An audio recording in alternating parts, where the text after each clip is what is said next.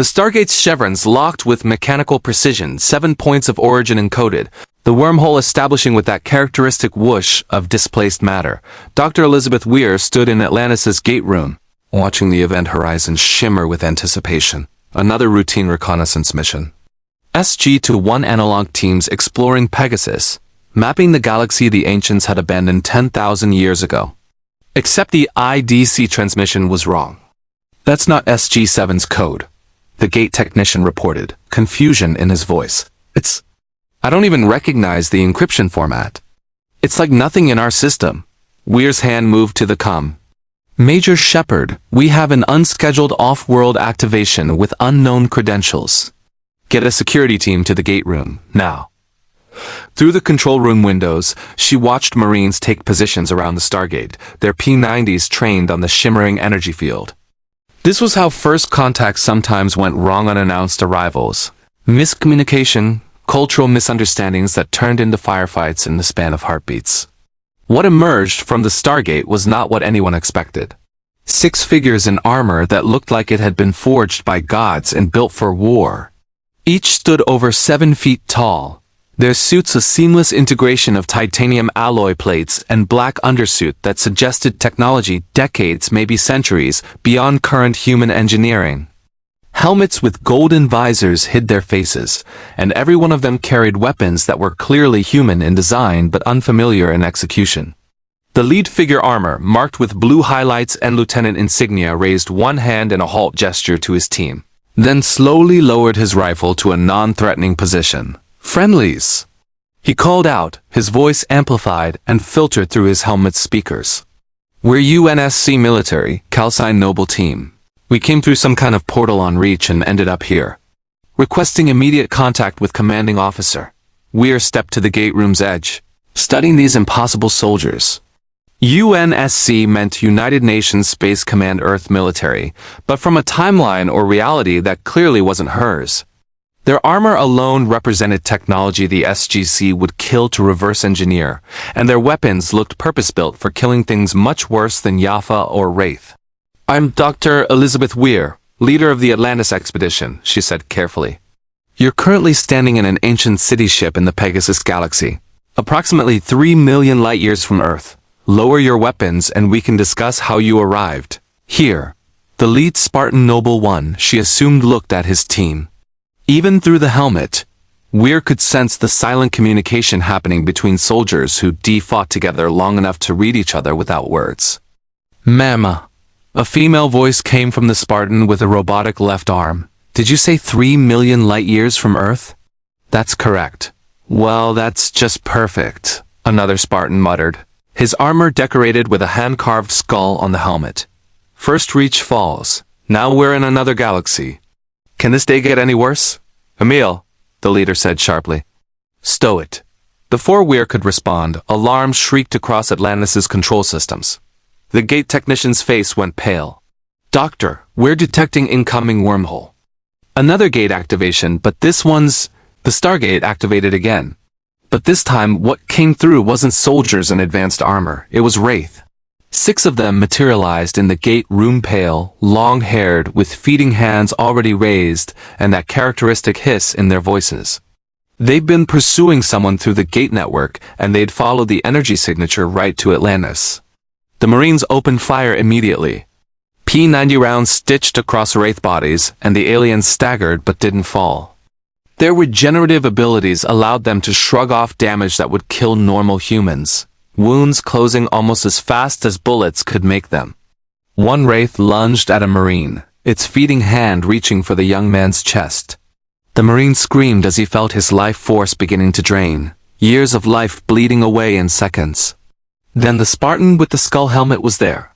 Emile moved with speed that violated human capability, crossed the 20-meter distance in maybe 2 seconds, his combat knife already drawn. The blade was longer than a standard K-bar, serrated along one edge, and he drove it through the Wraith's skull with enough force to crack bone. The alien dropped instantly, its feeding hand releasing the Marine. "Contact right!" Noble One commanded, and his team moved like a single organism. The Spartans spread across the gate room in perfect tactical formation, their rifles Ma-37s, Weir's mind catalogued from the brief glimpse, firing in controlled bursts. The weapons were louder than P90s, firing larger caliber rounds that punched through Wraith bodies with devastating authority. A Spartan built like a tank, easily the largest of the six, his armor painted in heavy weapon specialist colors, simply walked forward into the Wraith formation and opened fire with what looked like a chain gun. The weapon roared, and the Wraith trying to coordinate an attack were torn apart by the sustained fire. "Jorge, you're six!" A calm voice called out the sniper, hanging back with a long-barreled rifle that he used to put precision shots through Wraith skulls from across the room. The big Spartan Jorge turned and backhanded a Wraith that had gotten behind him.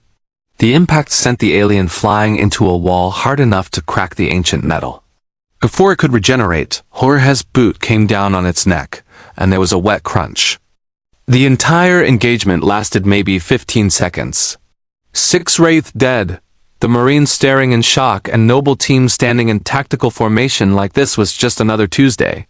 Noble One Carter, Weir remembered the name now from his introduction, lowered his rifle and turned to face her. "Ma'am, I'm going to need a full briefing on what those things were, why they came through a portal trying to kill people, and what kind of situation we've just walked into."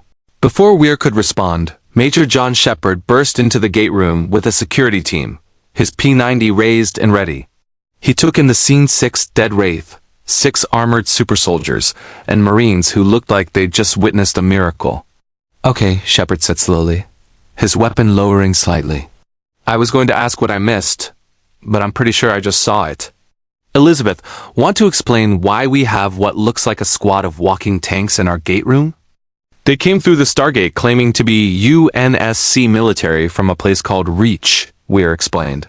"And then Wraith followed them through and, well, you see the results." Sheppard studied Noble Team with the practiced eye of a military officer who'd seen his share of special operations soldiers. "UNSC, that's not any command structure I know. And that armor," he whistled appreciatively, "that's some serious hardware. You folks want to tell me where you got gear like that?" The female Spartan with the robotic arm stepped forward, her voice carrying analytical precision. "Major, our armor is Mjolnir Mark VBP powered assault armor. Standard issue for Spartan-III personnel. We're from Earth, year 2552 by our calendar, and we were engaged in defensive operations on the colony world. Reach when a Forerunner artifact activated and pulled us through what we now understand was some kind of dimensional gateway. 2552. Dr. Rodney McKay's voice came from the control room, the scientist already running toward the gate room with his tablet. "That's 500 years in the future from our timeline, and you said Forerunner artifact? As in, another precursor race with technology beyond ancient capabilities?" He was practically vibrating with scientific excitement. "Do you have any idea how many laws of physics you're re-violating just by standing here?" "Rodney," Sheppard said tiredly. "Maybe let them breathe before the interrogation." Noble One Carter removed his helmet. The face beneath was young, maybe mid-20s, with the hard eyes of someone who'd seen far too much combat for his age. Scars marked his jaw, and his expression carried the weight of command. "Dr. Weir, Major Sheppard," he said formally. "I'm Lieutenant Commander Carter, a 259 UNSC Naval Special Warfare Noble Team leader. We were conducting operations on Reach when the Covenant, an alien alliance that has been trying to exterminate humanity for 27 years, glassed the planet. We thought we were dead. Instead, we're here." The other Spartans removed their helmets one by one. Weir saw faces that were all young, all scarred, all carrying the 1,000-yard stare of veteran soldiers. The woman with the robotic arm cut, the skull-helmet Spartan Emile, his face covered in scars that suggested he'd been very close to death at least once. The sniper John, calm and analytical. The heavy weapons specialist Jorge, older than the others, maybe early 30s, with kind eyes that didn't match his brutal efficiency in combat. The 6th Spartan-Noble 6, based on the armor designation, remained silent, letting the others speak. "Weir couldn't get a read on that one yet. Reach fell?" Jorge's voice was quiet, carrying grief that resonated through his massive frame. "How many evacuated?" Carter's expression darkened. "We don't know. We were pulled through before we saw the end." Silence fell over the gate room. These soldiers had just watched their world die, been torn from their reality, and dropped into an unknown galaxy with no way home. And their first action had been to save Atlantis personnel from Wraith without hesitation. Weir made a decision. "Noble team, welcome to Atlantis. We have a lot to discuss: where you came from, how you got here, and what happens next. But first," she gestured at the dead Wraith. "You just killed 6 Wraith in under 20 seconds. That's not something anyone in this galaxy has managed with such efficiency. I think we need to talk about what you can do, what we're facing here, and whether there's a way to get you home." "Home's gone, ma'am," Emile said bluntly. "Reached his glass and ash. UNSC probably thinks we're dead. Question is, what do we do now?" Sheppard stepped forward, extending his hand to Carter. "Well, for starters, you can help us understand what the hell just happened. Those Wraith you killed? They're the dominant species in this galaxy. They feed on humans like vampires, and they've been culling populations for 10,000 years. You just demonstrated capabilities we didn't know were possible. So yeah, I think we've got a lot to talk about." Carter gripped Sheppard's hand. "Two military officers from different realities, different centuries, finding common ground in the simple fact of being soldiers far from home." "Then let's talk, Major," Carter said. "Because if those things hunt humans, we just found a new mission. If you want to see more characters enter different universes, hit that subscribe button and drop the name of a character and the universe you do want to see them in down in the comments below. Remember reach." As Noble Team followed Weir and Sheppard toward the briefing room, Taylor and Megan watched from the control room, her expression troubled. She'd felt the Wraith arrive through her unique connection to them. But she'd also felt something else when the armored soldiers had killed so efficiently: a coldness, a purpose that went beyond simple combat. These were not merely soldiers. These were weapons forged in fire and raised for war. And in the Pegasus Galaxy, that might be exactly what humanity needed to survive. The Atlantis briefing room overlooked the city's eastern pier, its floor-to-ceiling windows providing a view of the alien ocean that stretched to the horizon. Noble Team sat on one side of the conference table, their helmets placed in front of them like silent sentinels. On the other side sat Atlantis's leadership: Dr. Weir, Major Sheppard, Dr. McKay, Taylor, and Lieutenant Ford, who couldn't stop staring at the Spartan's armor with barely concealed awe. "Let me make sure I understand this correctly," Weir said, her diplomat's composure struggling with the information Carter had just provided. "You're genetically and cybernetically enhanced supersoldiers, created as children through a program called Spartan-III. And you were raised specifically for high-casualty operations against an alien coalition that wanted to exterminate humanity?" "That's correct, ma'am," Kat said, her robotic fingers tapping against the table surface with faint metallic clicks. "The Spartan-III program was designed to be more cost-effective than the Spartan-II program. Cheaper augmentations, faster training cycles, and deployment in operations with projected survival rates below 5%. You're telling me you were raised to die?" Sheppard said quietly, his expression darkening. "We were raised to win," Carter corrected. "Death was just the expected outcome. Spartan-IIs were orphans from colony worlds the Covenant destroyed. We had nothing left to lose and everything to prove." Jorge shifted uncomfortably, his massive frame making the ancient chair creak. "I'm not Spartan-III, Commander. I'm Spartan-II older program, better augmentations intended for long-term strategic operations. I was assigned to Noble Team as a senior operator to provide experience and stability." McKay's fingers flew across his tablet, already running calculations. "The energy requirements for powered armor like yours would be astronomical. And you said genetic augmentation? Enhanced strength, speed, reflexes? How enhanced are we talking?" "I can lift approximately 3 times my body weight without armor," June said from his position at the table's end. "With Mjolnir, that increases to roughly half a ton. Reaction time is roughly 3 times faster than baseline human. The armor's energy shields can absorb small arms fire and provide limited protection against plasma weapons." "Plasma weapons?" Ford repeated, leaning forward. "Like what the Wraith use?" "Different energy signature," Kat said, pulling up a holographic display from her armor's wrist-mounted computer. The projection showed Covenant plasma rifles and energy swords. Covenant plasma operates at higher temperatures, but lower penetration than what we observe from those Wraith weapons. Your P90s use kinetic rounds effective. But the Wraith's regenerative abilities mean you need overwhelming fire or precision headshots. Which is why you killed them so efficiently, Taylor observed. You identified their weakness and exploited it immediately. You have fought regenerating enemies before? Emile's scarred face twisted into something that might have been a smile. Flood. Parasitic organisms that reanimate corpses and assimilate living tissue. You don't kill Flood by wounding them. You destroy the infection form or obliterate the combat form completely. He tapped his combat knife. Same principle applies to your Wraith. Catastrophic brain trauma or decapitation. They can't regenerate what's destroyed. Weir exchanged glances with Sheppard. The Spartans had been in Atlantis for less than an hour, and they'd already demonstrated more effective anti-Wraith tactics than the expedition had developed in months. Let me ask the obvious question, Sheppard said. How did you get here? You said a Forerunner artifact on Reach. What kind of artifact? Noble Six spoke for the first time, voice neutral and controlled. Unknown classification.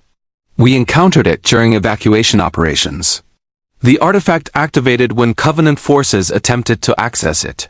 There was a dimensional rupture, energy discharge, and then we were in transit through what felt like slipspace but different. We emerged through your Stargate. The Stargate uses wormhole technology to create stable connections between points in space, McKay explained, already theorizing. If your Forerunner artifact created a dimensional bridge and the Stargate was the closest compatible receiver, you essentially got pulled through an unscheduled wormhole from another universe or timeline. Can you reverse it? Carter asked, his command tone barely masking the hope beneath. McKay hesitated. I'd need to study your armor's sensor logs, analyze the energy signatures, and understand Forerunner technology. Which I should mention, might be related to the ancients, the race that built this city and the Stargates. But honestly, without the original artifact and a stable power source like a ZPM, the odds of opening a return wormhole are not good. How not good? Jorge asked quietly. Maybe 10%? Probably less? The silence that followed was heavy. Noble Team had known they weren't going home. Reach was gone, the UNSC thought them dead, and their war was over. But hearing the mathematical confirmation made it real. Then we're stuck here, Emile said bluntly. In a galaxy full of vampire aliens who hunt humans. With no UNSC support, no resupply, and whatever ammunition we brought with us. How much ammunition do you have? Sheppard asked. Cat pulled up an inventory display. Each Spartan carries approximately 400 rounds for primary weapons, plus sidearm ammunition and grenades. We have maybe 3,600 rounds total? Plus Chun's sniper ammunition and Horace chain gun belt. That's it. No resupply, no armory, no UNSC manufacturing. That's a problem, Ford observed. Especially if the Wraith come in force. Then we adapt, Carter said firmly. We've fought with captured Covenant weapons before. Your P90s are effective. The ancient technology you mentioned, can we access it? Weir frowned. Most ancient technology requires the AT gene, a specific genetic marker that allows neural interfacing with their systems. Major Sheppard has it naturally, but most expedition members don't. We have gene therapy that can provide artificial activation, but it's not always successful and carries risks. We're genetically modified already, Kat said. Our augmentations might interact unpredictably with your gene therapy. But if it means accessing better weapons, I volunteer for testing. Let's not rush into medical experiments, Weir said carefully. First, I need to understand what you want to do. You're stranded here, in a galaxy that's not your own, fighting a war that's not technically yours. What are your intentions? Carter looked at his team. John gave a slight nod. Emile shrugged. Jorge's expression was supportive. Cat and Noble Six remained neutral, waiting for their commander's decision. Ma'am, Carter said, meeting Weir's eyes, Noble Team was created to defend humanity against extinction-level threats. The Covenant tried to wipe us out. These Wraith have been culling human populations for 10,000 years. The enemy's changed, the galaxy's changed, but the mission hasn't. He straightened. We're requesting assignment to Atlantis military operations. We'll fight the Wraith. We'll protect your people. And we'll do whatever it takes to make sure humanity survives in Pegasus. Even if it means dying here, Weir asked quietly. Ma'am, we expected to die on Reach. Carter's voice was steady, accepting. If we die here defending Atlantis instead, that's a better end than most Spartan-IIs get. At least it'll matter. Weir felt something twist in her chest. These soldiers, these children, because they'd been taken young and raised for war, had been so conditioned to accept death that they offered it casually. It was admirable and horrifying in equal measure. I appreciate your offer, Commander, she said carefully. But let me be clear about something. This expedition's purpose is exploration and research, not warfare.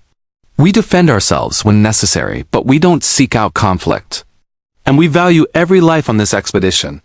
I won't send you on suicide missions just because you're willing to go. Emile laughed, a harsh, bitter sound. Ma'am, with respect, Spartan-IIIs don't get sent on normal missions. We get sent when the mission needs doing and nobody expects anyone to come back. That's what we're for. That's what the UNSC used you for, Sheppard corrected, his voice hard. But you're not in the UNSC anymore. You're in Atlantis. And here, we try to bring everyone home. He looked at Carter. I get it. I've run Black Ops missions. I know about acceptable losses and necessary sacrifices. But your team doesn't have to be expendable just because someone decided that's what you were when you were kids. Jorge's expression softened with something like gratitude. Appreciate that, Major, but old habits die hard. We're wired for this. Then we'll work on rewiring, Weir said firmly. In the meantime, I'm approving your request to join Atlantis's military operations. You'll coordinate with Major Sheppard and his team. We'll provide what equipment we can, gene therapy if you want to attempt it, and full integration with our defensive protocols. She paused. But I want something from you in return. Name it, Carter said. I want you to learn that survival isn't failure. Coming home alive isn't a sign of weakness. And dying gloriously isn't the only way to serve. Weir's expression was gentle but unyielding. You've already lost one home. I'd prefer you didn't lose this one too. The Spartans were quiet, processing. Then Jun spoke, his sniper's calm carrying unexpected vulnerability. We'll try, ma'am. But when the Wraith come in force, when it's our lives or civilians, you know what we'll choose. I know, Weir acknowledged. And I respect that. I just want to make sure you explore every option before jumping to sacrifice. Noted, Carter said. Sheppard stood, extending his hand to Carter again. Welcome to Atlantis, Commander. Your team will bunk in the military quarters on the East Pier. We'll get you set up with basic equipment, introduce you to the rest of the expedition, and tomorrow we'll start tactical briefings on Wraith capabilities. He grinned. Fair warning, McKay's going to want to take your armor apart to study it. Try not to let him break anything important. I resent that implication, McKay protested. I'm very careful with advanced technology. You blew up 3/4 of a solar system, Taylor said mildly. That was one time. The meeting dissolved into the practical logistics of integration. As Noble Team filed out with Ford to get their quarters assigned, Weir pulled Sheppard aside. They're going to get themselves killed, she said quietly. Probably, Sheppard agreed. But did you see how they fought? 6 Wraith dead before our Marines could finish a magazine. If we're going to survive in Pegasus, having soldiers like that on our side, he trailed off. I just hope we can teach them that living matters as much as dying well. So do I. John, so do I. In the corridor outside, Noble Team walked together in practiced formation. Carter could feel the weight of their situation settling over them, stranded, isolated, fighting a new enemy with finite resources. But they'd always known this was how it would end. Spartans didn't retire. They didn't go home. They fought until they couldn't anymore. At least here, in Atlantis, they'd found something worth fighting for, even if it killed them. 3 days into Noble Team's integration with Atlantis, Dr. Carson Beckett stood in his medical lab staring at test results that shouldn't exist. This is utterly fascinating and completely horrifying, he said, his Scottish accent thickening with distress. He looked up at Jorge, who sat patiently on the examination table in his undersuit while Beckett ran scans. Your skeletal structure has been reinforced with a carbide ceramic material? Your muscle density is approximately 3 times normal human levels. Your neural pathways show evidence of extensive modification reaction times that would make you borderline precognitive in combat situations. Standard Spartan-II augmentations, Jorge said calmly. We underwent the procedures at 14 years old. Survival rate was about 50%. Beckett's face went pale. 50%? You mean half the children subjected to this died? Yes, sir. The ones who survived became Spartans. The ones who didn't, Jorge's expression darkened slightly. They didn't make it off the operating table, or they were crippled and washed out of the program. Sweet Mother of God. Beckett turned to his displays, pulling up comparison scans from the Spartan-IIIs. And your teammates? Their augmentations are different, less extensive, but also less lethal during implementation. The Spartan-III program traded some enhancement potential for higher survival rates during augmentation. That's correct. They're not as strong or fast as Spartan-IIs, but they're still far beyond baseline humans. And they're... Jorge hesitated, choosing his words carefully. They're trained differently.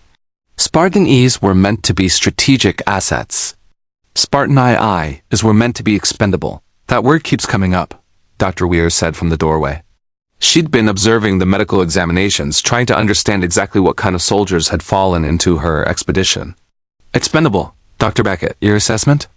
Beckett pulled up a holographic display showing Noble Team's psychological profiles based on 3 days of observation and testing.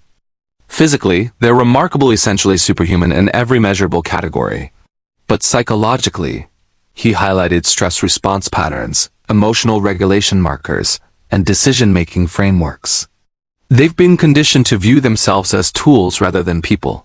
Their threat assessment always includes calculated self-sacrifice as a primary tactical option. They do unfreeze in crisis situations because they've already accepted death as the most likely outcome. That's not training, Weir said quietly. That's programming. Beckett agreed grimly. These soldiers, and I use that term loosely because they were children when this started, they've been shaped into weapons that question orders, don't value their own survival above mission completion, and genuinely believe their purpose is to die in service of others. He met Weir's eyes. The UNSC created the perfect suicide soldiers. The question is, what do we do with them now? Before Weir could answer, alarms shrieked through Atlantis's corridors. Unscheduled off-world activation. The gate technician's voice crackled over the intercom.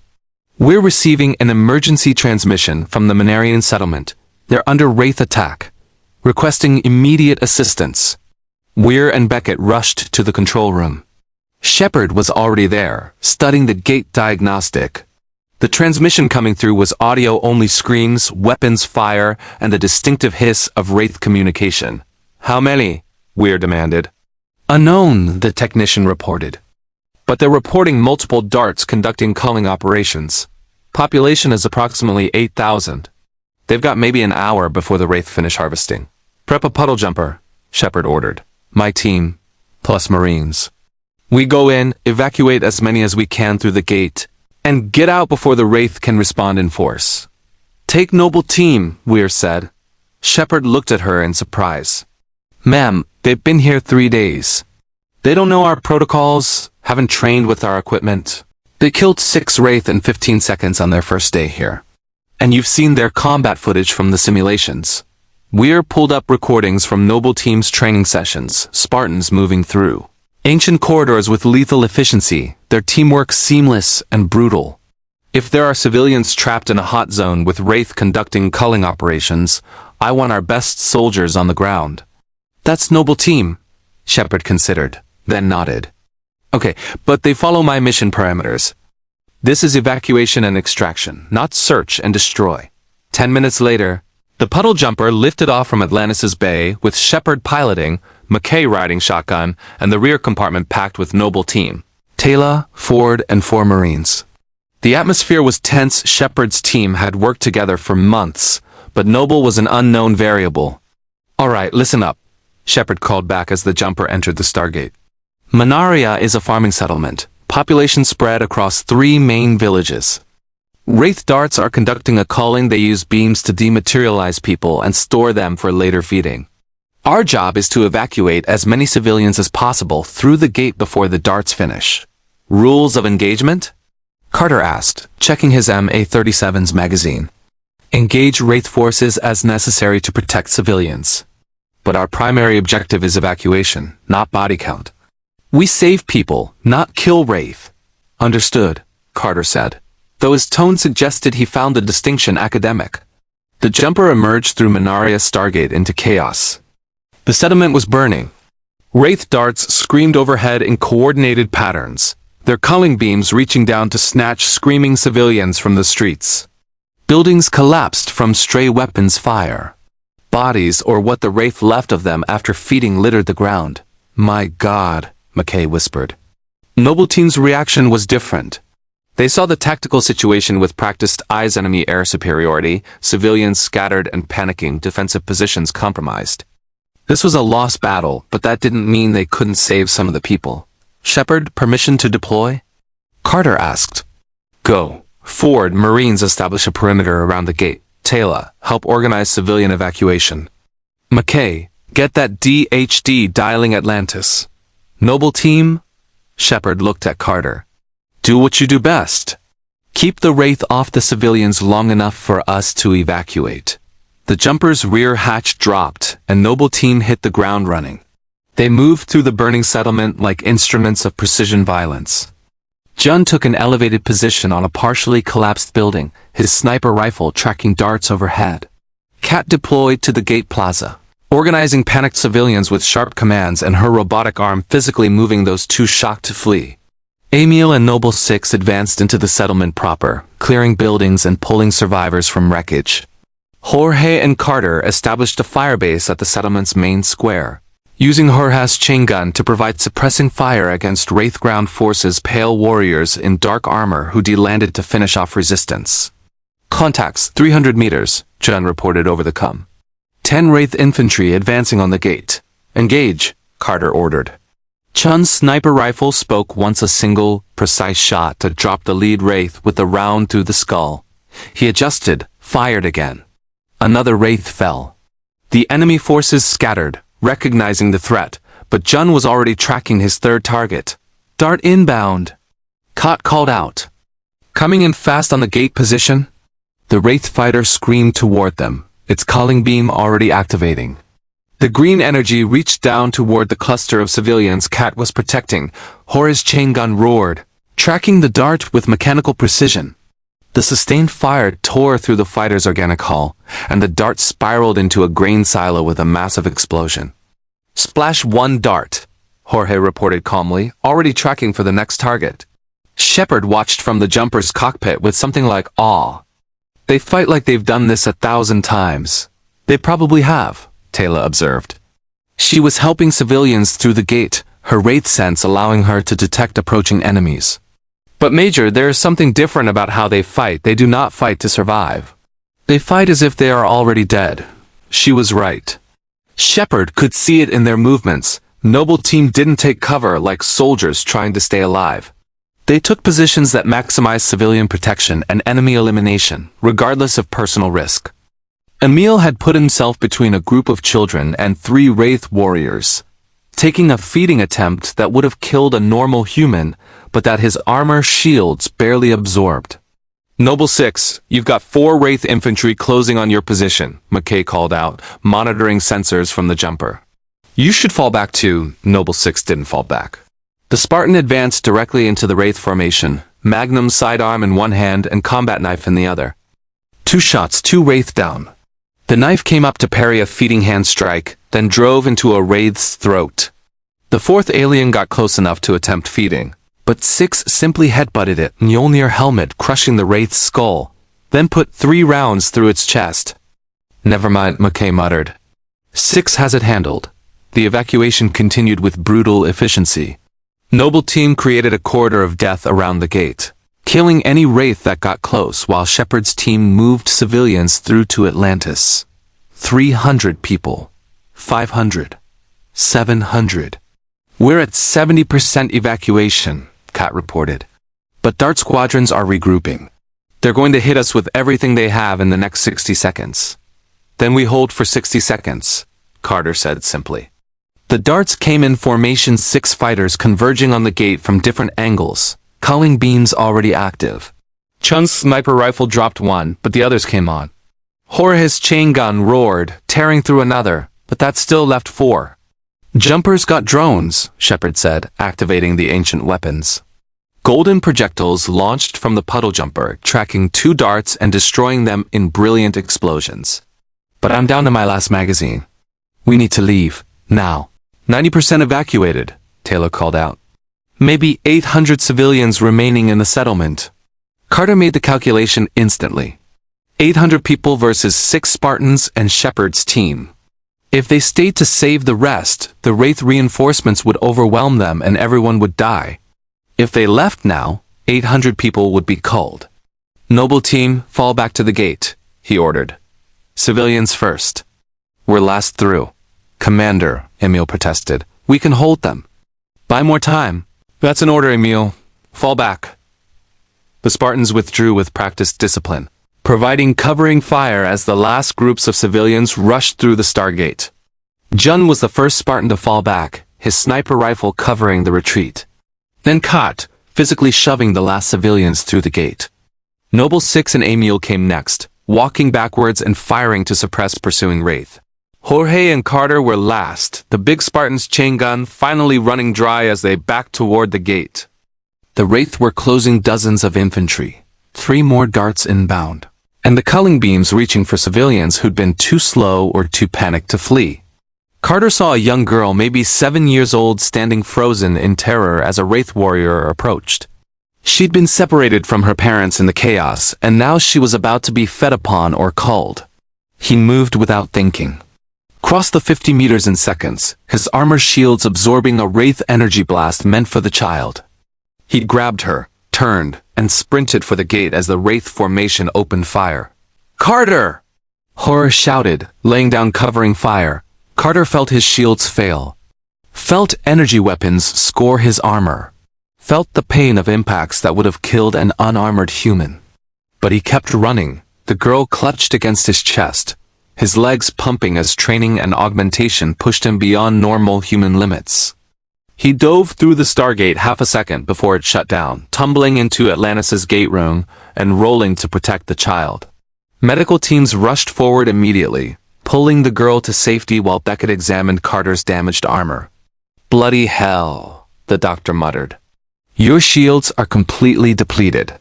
Your armor's got scorch marks that go halfway through the plating. Another second out there but I made it, Carter interrupted, pulling off his helmet. His face was pale, adrenaline crashing now that the crisis had passed. Did we get everyone? Kat was already running numbers on her wrist computer. Evacuated approximately 90% of the settlement's population. 7,200 civilians made it through. The rest, her voice trailed off. 800 people dead or cold. 800 lives they couldn't save. We saved 7,000, Sheppard said firmly, reading the guilt on the Spartans' faces. That's a win, Commander. You brought your people home alive and saved thousands of civilians. That's what matters. But Noble Team didn't look like they'd won. They looked like soldiers counting the cost and finding it too high. Weir watched them from the control room, understanding settling over her like a cold weight. Noble Team had performed brilliantly better than any soldiers she'd ever commanded. They'd killed Wraith with ruthless efficiency and saved thousands of lives. But they'd also nearly gotten themselves killed doing it. Because to them, their lives were expendable in service of the mission. And in the Pegasus Galaxy, that kind of mentality would eventually get them all killed. Unless you could teach them a different way. The mess hall on Atlantis' eastern pier was unusually quiet for the dinner hour. Noble Team sat together at a corner table, a habit from years of deployment, their trays filled with expedition rations that they ate with mechanical efficiency. Around them, expedition personnel gave them respectful distance, a mixture of awe and unease keeping most at arm's length. They were heroes. They'd saved 7,000 lives. They were also frightening in ways that had nothing to do with their armor or weapons. We could have saved more, John said quietly, pushing food around his tray without eating. If we deployed faster, established better fields of fire, prioritized different evacuation vectors. We saved 7,200 people, Carter interrupted, his command voice tired but firm. Against Wraith air superiority and ground forces, with limited ammunition and unfamiliar terrain. By any tactical metric, that's a success. 800 dead isn't success, Emile countered, his scarred face dark with frustration. We had the skills, the equipment. We should have what? Jorge's deep voice cut through the argument. Died holding that settlement? Gotten ourselves killed in a last stand so we could save maybe another 100 people before the Wraith overwhelmed us? He met Emile's eyes. That's not tactics. That's suicide with extra steps. It's what Spartan-IIIs do, Emile shot back. It's what Spartan-IIIs did, Jorge corrected, his tone gentle but unyielding. In the UNSC, on missions where command sent us expecting 0 survivors. But we're not in the UNSC anymore, and this isn't that kind of mission. Kat's robotic fingers tapped against her tray, a nervous tell she'd never quite eliminated. Jorge's right. Dr. Weir was clear she values survival alongside mission success. We're not being deployed to die anymore. Then what are we being deployed to do? Noble Six asked, speaking for the first time since the debrief. We're soldiers. Combat is what we're built for. If we're not fighting to the last man, what's our purpose? The question hung in the air, unanswered. Noble Team had spent their entire lives preparing for one kind of war, the kind where you fought until you couldn't, where sacrifice was expected, where coming home alive meant you hadn't pushed hard enough. But Atlantis wasn't asking them to die. It was asking them to live, and none of them knew how. Mind if we join you? Sheppard stood at their table with Taylor and Ford, trays in hand and expressions carefully neutral. After a moment's hesitation, Carter gestured to the empty seats. Free expedition, Sheppard said, settling in. Though I'll warn you, the food doesn't get better the longer you're here.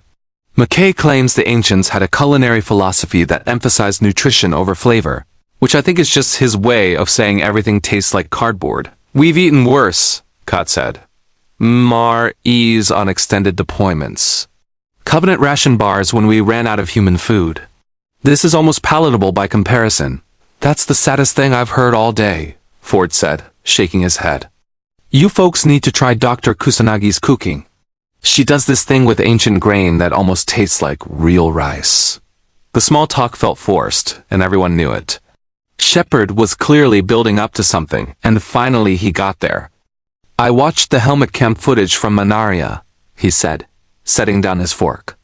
All of it. Every angle. Every engagement. He looked at Carter. You're the best soldiers I've ever seen in combat. Better trained, better equipped, better coordinated than anyone in the SGC. You fight like you've been doing it your whole lives. We have been, Carter said simply. I know. And that's the problem. Sheppard leaned forward.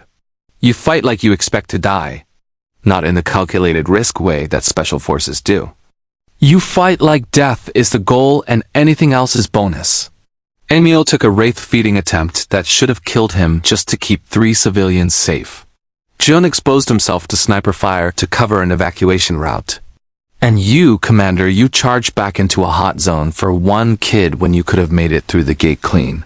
That kid's alive because he did, Ford pointed out. And Carter almost wasn't, Sheppard countered. Look, I get it. I've run missions where the odds were shit and we win anyway. But you can't run every mission like it's your last, because eventually it will be. And Atlantis needs you alive more than it needs you dead. With respect, Major, John said carefully, we're not wired that way. Spartan-III conditioning doesn't have an off switch. We assess threats, calculate acceptable losses, and act accordingly. If that means risking ourselves to save others, that's the calculation we make. Taylor had been quiet, observing. Now she spoke, her voice carrying the wisdom of someone who'd lost everything to the Wraith. I understand your dedication. My people have fought the Wraith for generations, and we know what it means to sacrifice for the greater good. But there is a difference between courage and self-destruction. She met each Spartan's eyes in turn. The Wraith want you to die. Every human they cull, every warrior they kill, every world they devastate, it feeds their purpose. When you throw your lives away, even for noble reasons, you give them exactly what they want. We're not throwing our lives away, Emile protested. We're spending them. There's a difference, is there? Sheppard challenged.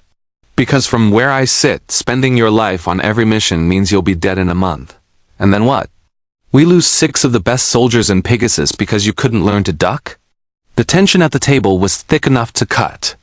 Noble Team bristled at the criticism years of conditioning telling them that survival for its own sake was selfishness. That their value lay in what they could accomplish even if it killed them. But there was something else too. A small voice deeply buried that wondered if maybe Sheppard had a point. Jorge broke the silence. Major's right, he said quietly, surprising his team. I'd been watching us. Watching how we operate versus how Sheppard's team does. And there's a fundamental difference. He looked at his fellow Spartans. We fight to accomplish the mission at any cost. They fight to accomplish the mission and come home. Both work, but only one is sustainable in a long-term conflict. You saying we should hold back? Emile's voice carried an edge. Let people die because we're worried about our own skins? I'm saying we should be smarter about how we risk ourselves, Jorge countered. The UNSC sent Spartan-IIIs on suicide missions because they could afford to lose us. Oh, and I had recruitment pipelines, training facilities, hundreds of candidates. Here, there's 6 of us. Total. Once we're dead, Atlantis doesn't get replacements. Kat's analytical mind was already processing this. He's right. Resource scarcity changes tactical calculus. In a war of attrition where we can't be replaced, preservation of force becomes strategic priority. She looked at Carter. Commander, we need to adjust our operational parameters. Carter was silent for a long moment, the weight of command heavy on his young shoulders. Finally, he spoke. Sheppard, your assessment of our combat effectiveness? Exceptional. Best I've seen. And our tactical decision-making? Brilliant in the moment. Suicidal in the long term. Carter nodded slowly. Then we have a problem. Because our training, our conditioning, our entire operational philosophy is built around high-risk, high-reward missions with expected casualty rates above 90%. We don't know how to fight any other way. Then we teach you, Sheppard said simply. My team runs operations in Wraith space every week. We've been doing it for months and we're all still alive. Not because we're better fighters than you, clearly we're not. But because we've learned when to push and when to pull back. When to engage and when to avoid contact entirely. He stood, picking up his tray. Tomorrow, we're running joint training exercises, my team and yours. We'll teach you how we fight to survive.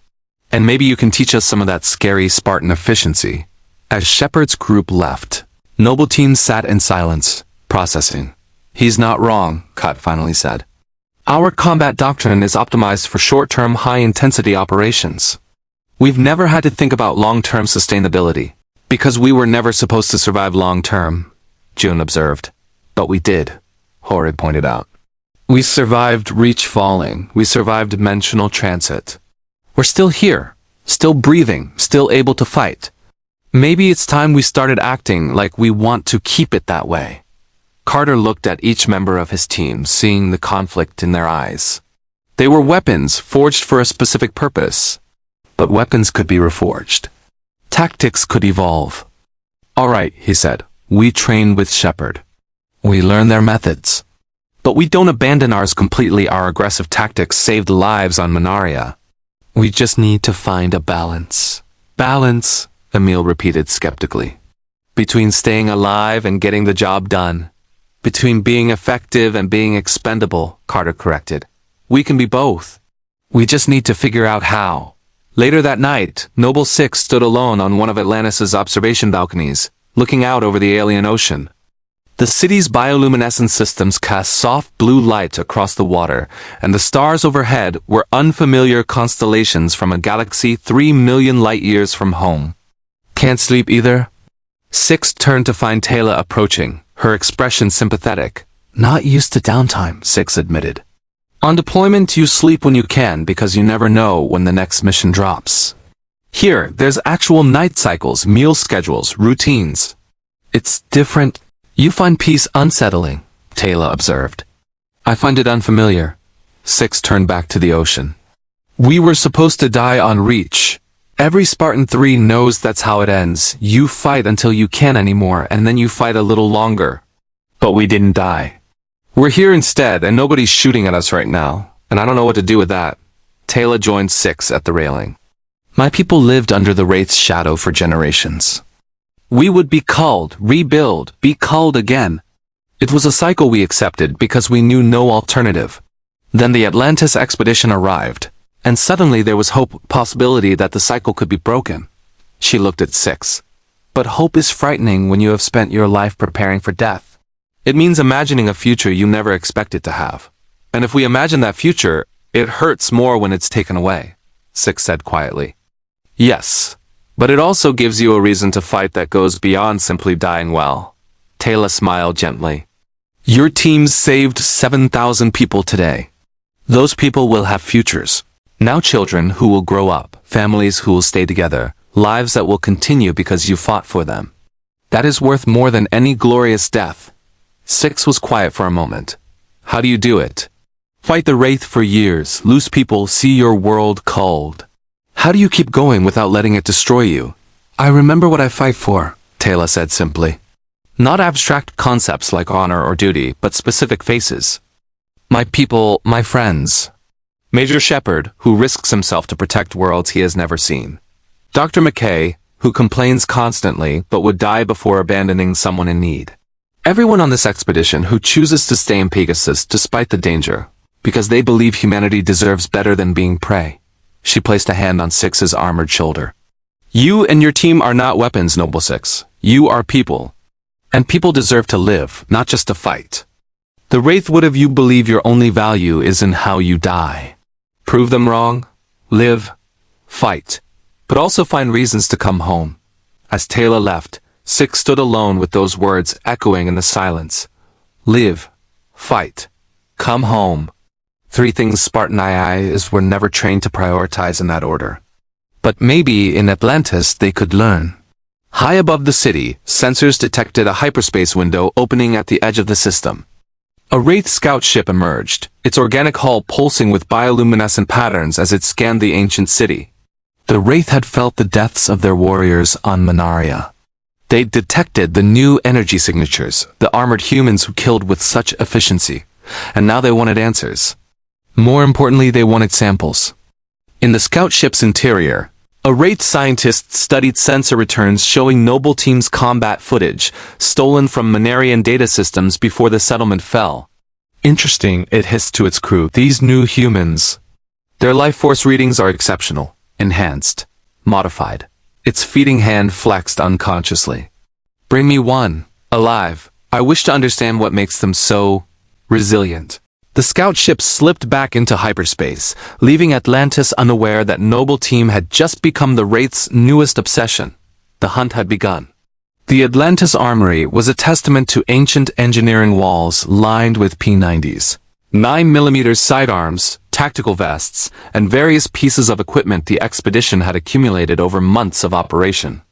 But in the corner, carefully maintained and taking up far more space than necessary, sat Noble Team's arsenal. June methodically cleaned his SCS-99 sniper rifle, each component laid out with precision on a maintenance mat. Beside him, Emile sharpened his combat knife against a whetstone with methodical scrapes that set everyone's teeth on edge. Kat was elbow-deep in her armor's shield emitter, recalibrating systems that had taken damage on Manaria. Jorge sat cross-legged, his massive frame somehow folded into a position that allowed him to service his chain gun's rotating barrels. Ammunition count, Carter said, reviewing his tactical pad. John didn't look up from his rifle. Sniper, 43 rounds remaining. That's maybe 10 missions if I'm conservative. 5 if combat gets heavy. Ma 3-7 ammunition across the team. 2,100 rounds, Kat reported. Roughly 350 per Spartan. M6G sidearm. 800 rounds total. Grenades, 32 fragmentation, 18 plasma. She looked up, her expression grim. At current consumption rates, we're looking at maybe 2 weeks of sustained operations before we're completely dry. 2 weeks, Carter repeated. Then what? Then we transition to P90s and ancient weapons, Jorge said, looking up from his chain gun. Which means giving up our primary advantage. These weapons, he gestured at the UNSC arsenal. They re-optimized for armor penetration and stopping power. P90s are effective, but not designed for our combat style. We adapt, Carter said firmly. We've captured Covenant weapons before. We'll learn Atlantis' equipment. Speaking of which, Sheppard's voice came from the armory entrance. He walked in carrying several P90s and what looked like an ancient pistol. Thought I'd drop these off. Consider them loaners for when your ammunition runs dry. He set them on a table. Also, McKay wants to talk to Kat about potentially reverse engineering your armor's shield technology. He thinks he can adapt it to work with ancient power systems. Kat's eyes lit up with scientific interest. That would require understanding the energy conversion matrices and harmonizing frequencies between two completely different technological paradigms. It's theoretically possible but incredibly complex. Which is why McKay's excited, Sheppard said with a grin. He lives for impossible engineering problems. His expression sobered. Also, we need to talk about something else. Dr. Weir got intelligence from our off-world contacts. The Wraith are asking questions about Manaria. Specifically about the armored humans who killed their warriors. The Spartans stopped their maintenance work, attention focused. They're curious, Sheppard continued. Which means they'll send scouts. Probably try to capture one of you for study. The Wraith are big on genetic experiments. They've been trying to improve their feeding efficiency for millennia. 6 enhanced super soldiers with augmented physiology? You're exactly what their scientists would want to dissect. Let them try, Emile said, his scarred face twisting into something predatory. We fought Covenant elites in flood combat forms. Wraith scientists don't scare us. They should, Taylor said, entering the armory behind Sheppard. She carried a tray with 6 cups of Athosian tea a peace offering. The Wraith scientist Michael is particularly dangerous. He has experimented on humans for centuries, trying to create hybrid warriors and perfect the feeding process. Those who fall into his hands, she trailed off, her expression haunted. Death would be preferable. Noted, Carter said. We'll maintain enhanced security protocols. Buddy system on all movements outside Atlantis proper. No solo operations. There's something else, Sheppard said. We're planning a mission to a Wraith supply depot. Intelligence suggests it's lightly guarded, contains weapons, and possibly intel on fleet movements. It's a soft target perfect for a quick in-and-out raid. He looked at Carter. I want your team on it. Joint operation, your combat skills, our knowledge of Wraith facilities. In and out in 30 minutes. When? Carter asked. Tomorrow. Dawn departure. Sheppard handed Carter a datapad with mission parameters. Review the plan. Suggest modifications based on your tactical assessment. This is a collaboration, not me giving orders. After Sheppard and Taylor left, Noble Team gathered around the mission briefing. Thoughts? Carter asked. John studied the facility layout. 2 entry points, minimal guard presence, but the intel is 3 weeks old. Wraith could have reinforced since then.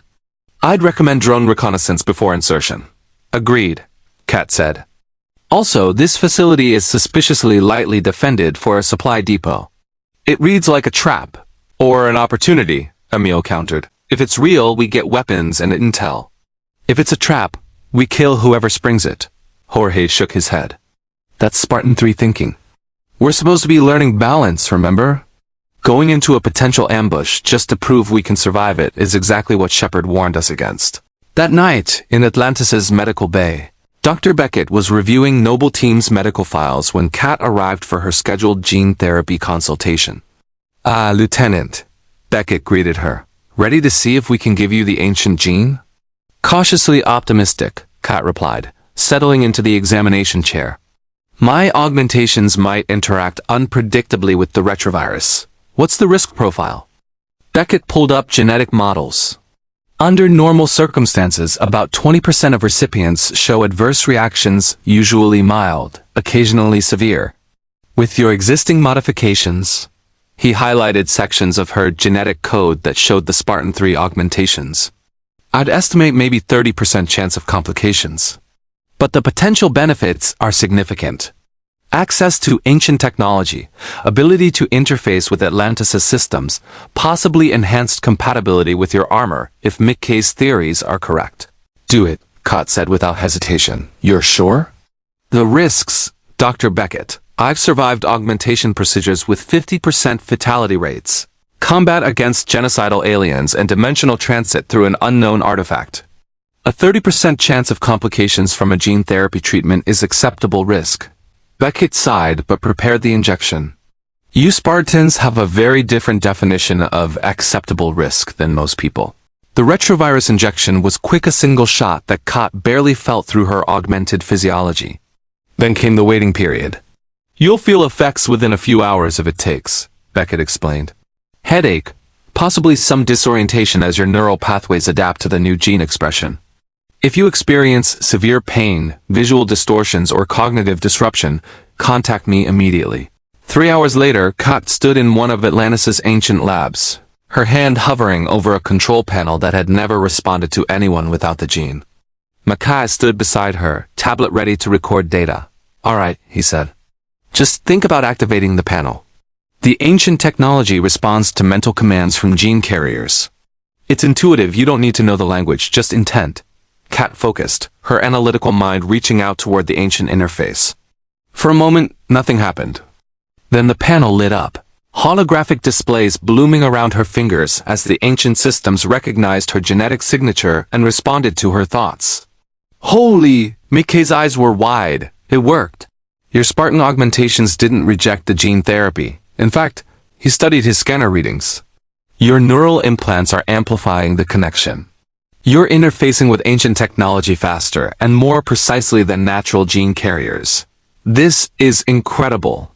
Kat stared at her hand, watching ancient symbols scroll past as the system fed her information about power distribution, structural integrity, and defensive systems. It was like her armor's HUD, but organic, intuitive, responding to thought instead of physical input. I can access the city's systems, she said, wonder creeping into her normally analytical voice. Environmental controls, sensors, security protocols. It's all here. Can you control them? Mackay asked eagerly. Kat focused on a nearby light panel. It dimmed at her thought, then brightened, then shifted through a spectrum of colors. Yes, this changes everything. If I can interface with puddle jumpers, with ancient weapons systems. You become our primary ancient technology specialist, Mackay finished. Between my theoretical knowledge and your genetic access, we could unlock systems that have been dormant since the ancients left. He was already typing furiously on his tablet. I need to run tests. See if the other Spartans can successfully integrate the gene. If Noble Team could all access ancient technology. One step at a time, Doctor, Kat interrupted. Let's make sure I don't experience delayed adverse reactions first. But even as she said it, she was already thinking about the tactical applications. Ancient drones controlled by thought. Puddle jumpers piloted with neural interface efficiency. Defensive systems activated faster than physical controls allowed. Noble Team had just gained a significant advantage. And in the war against the Wraith, every advantage mattered. Far from Atlantis, in the depths of a Wraith hive ship, the scientist known as Michael studied reports from the Minarian culling. The armored humans had killed 37 Wraith warriors and destroyed 2 Dart squadrons. Their combat efficiency suggested genetic modification beyond normal human capabilities. Fascinating, Michael hissed, his pale fingers tracing combat footage. Enhanced strength, speed, durability, superior weapons. And there are only 6 of them. His feeding hand flexed unconsciously. They will make excellent specimens. Once we understand their modifications, we can integrate them into our own warriors. He turned to a subordinate. Prepare a capture team. I want one of these enhanced humans alive and intact. Use paralytic weapons. I need their augmentations undamaged for study. Which one should we target? The subordinate asked. Michael studied the footage, analyzing each Spartan's combat patterns. Then he highlighted one, the sniper, the one who hung back providing overwatch. The one who seemed most isolated from his team during engagements. This one, he said, marking Chun's image. He operates at distance from his pack. Alone, he will be vulnerable. The Wraith didn't know that John 266 was never truly alone. That every Spartan was trained to expect betrayal, to plan for capture, to fight even when separated from their team. They didn't know that targeting a Spartan sniper meant dealing with someone who spent years perfecting the art of killing from extreme range. They were about to learn. Tomorrow's mission to the supply depot would be many things. A test of Noble Team's adaptation to Atlantis protocols. A chance to gather intelligence on Wraith operations. A joint operation building trust between 2 very different military forces. But it would also be a trap, not the one Kat suspected at the depot itself, but something more personal, more targeted.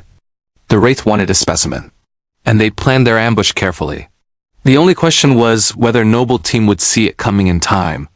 The puddle jumper descended through pre-dawn darkness toward the Wraith supply depot, its ancient cloaking technology rendering it invisible to sensors. Sheppard piloted with casual competence while Kat sat in the co-pilot seat, her newfound ancient gene allowing her to interface with the ship's chess systems in ways that made McKay simultaneously jealous and excited. Approaching the drop zone, Sheppard announced. Sensor sweeps show minimal activity.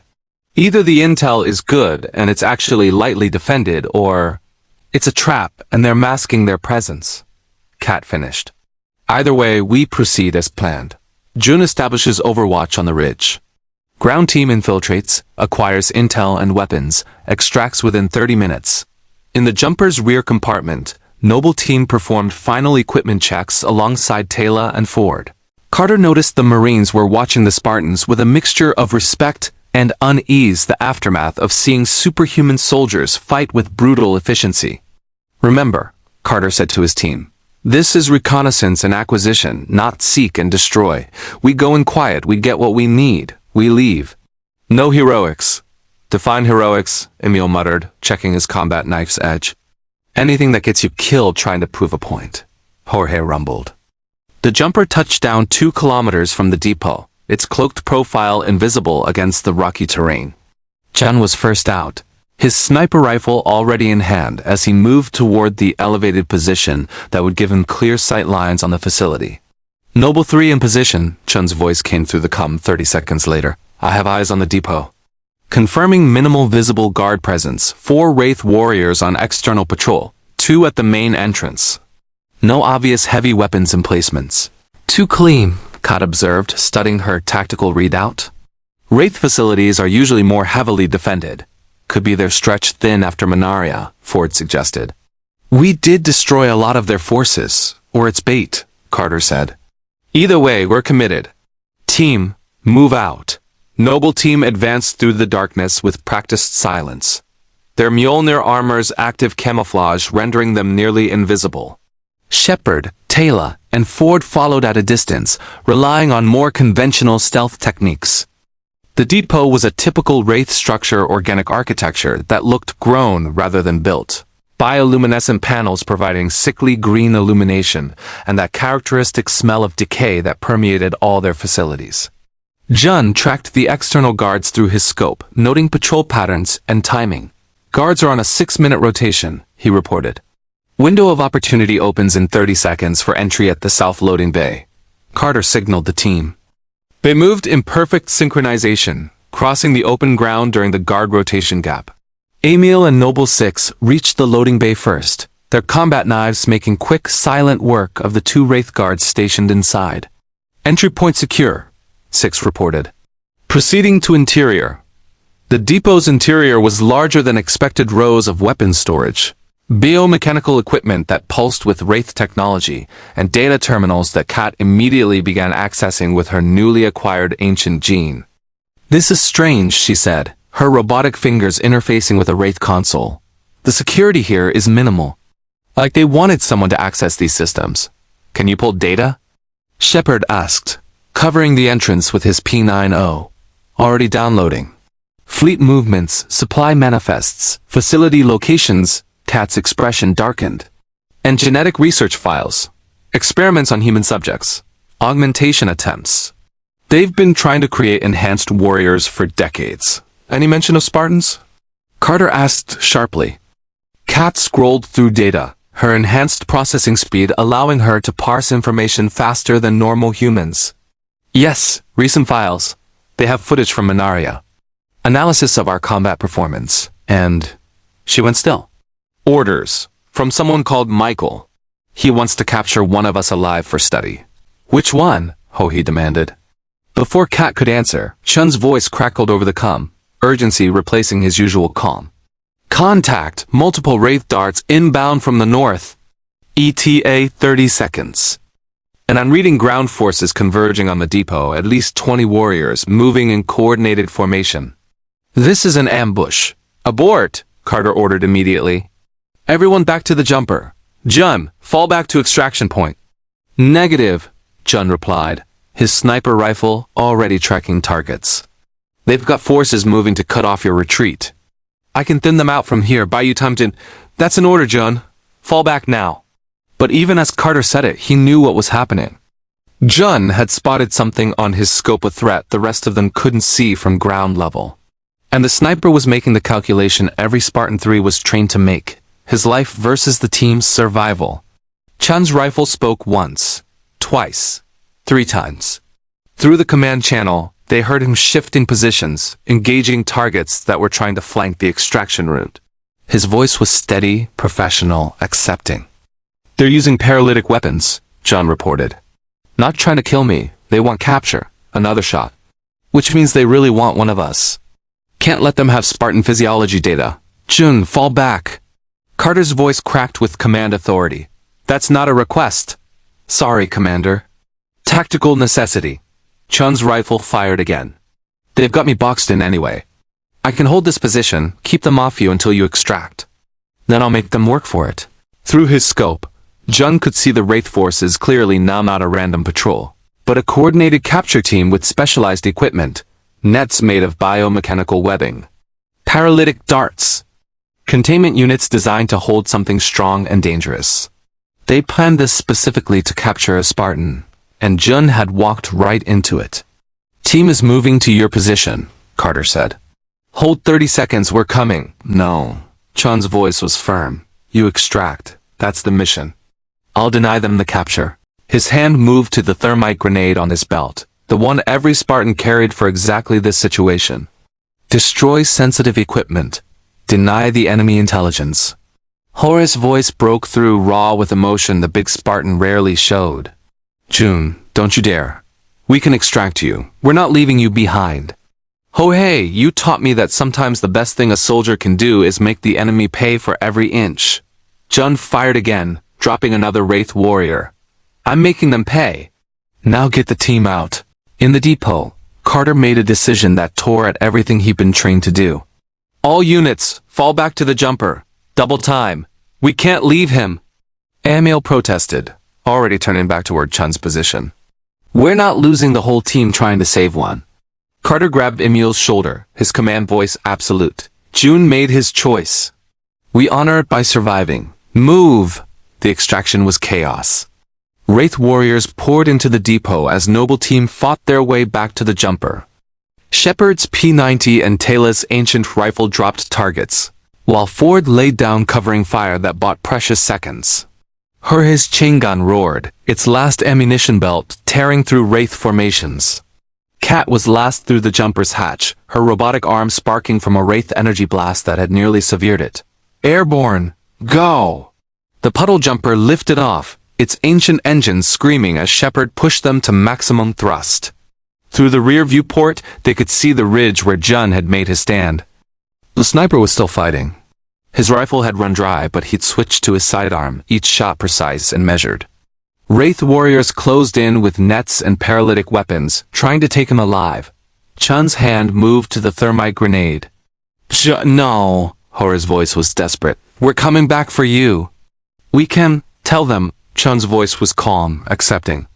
Tell the UNSC I died well. Tell Noble Team it was an honor. A pause. Remember reach. The thermite grenade detonated. The explosion was small but intensely hot, designed to destroy equipment and deny the enemy intelligence. It consumed Chun's position in white-hot fire, incinerating everything within a 3-meter radius, including Jun A-266. The command channel was silent except for the jumper's engines and the ragged breathing of soldiers who'd just lost a brother. He's gone, Kat whispered, her analytical mind rejecting what her eyes had seen. Chun's gone. Emile slammed his fist into the jumper's bulkhead, hard enough to dent the ancient metal. We should have gone back. We could have saved him. And gotten the whole team killed or captured, Carter said, his voice hollow. Jun knew that. He made the tactical choice. Tactical choice, Emile repeated bitterly. He committed suicide to spare us the risk. That's what Spartan-IIIs do. That's what we're for. Jorge sat hunched over, his massive frame shaking with suppressed grief. He was 23 years old, 23, and he burned himself alive because we retrained to think our deaths matter more than our lives. Sheppard piloted in silence, but his knuckles were white on the controls. He'd lost people before, teammates, friends, soldiers under his command. But watching someone choose death with such cold calculation, someone so young. "This is what we warned you about," he finally said, his voice tight with controlled anger. "This is what happens when you fight like every mission is your last." "Eventually it is. He saved our lives," Carter said quietly. "He threw his away," Sheppard shot back. "There were options: extraction under fire, fighting retreat, hell, even capture and rescue. But he went straight to the grenade because that's what your training told him to do." "And what would you have done?" Carter challenged. "If you were trapped, outnumbered, and the enemy wanted to capture you to study how to defeat your team, would you let them take you?" Sheppard was silent, because he knew the answer. He'd have fought to the death too. Maybe not with a grenade, but the outcome would have been the same. Taylor spoke softly from the back of the jumper. "The Wraith will be enraged.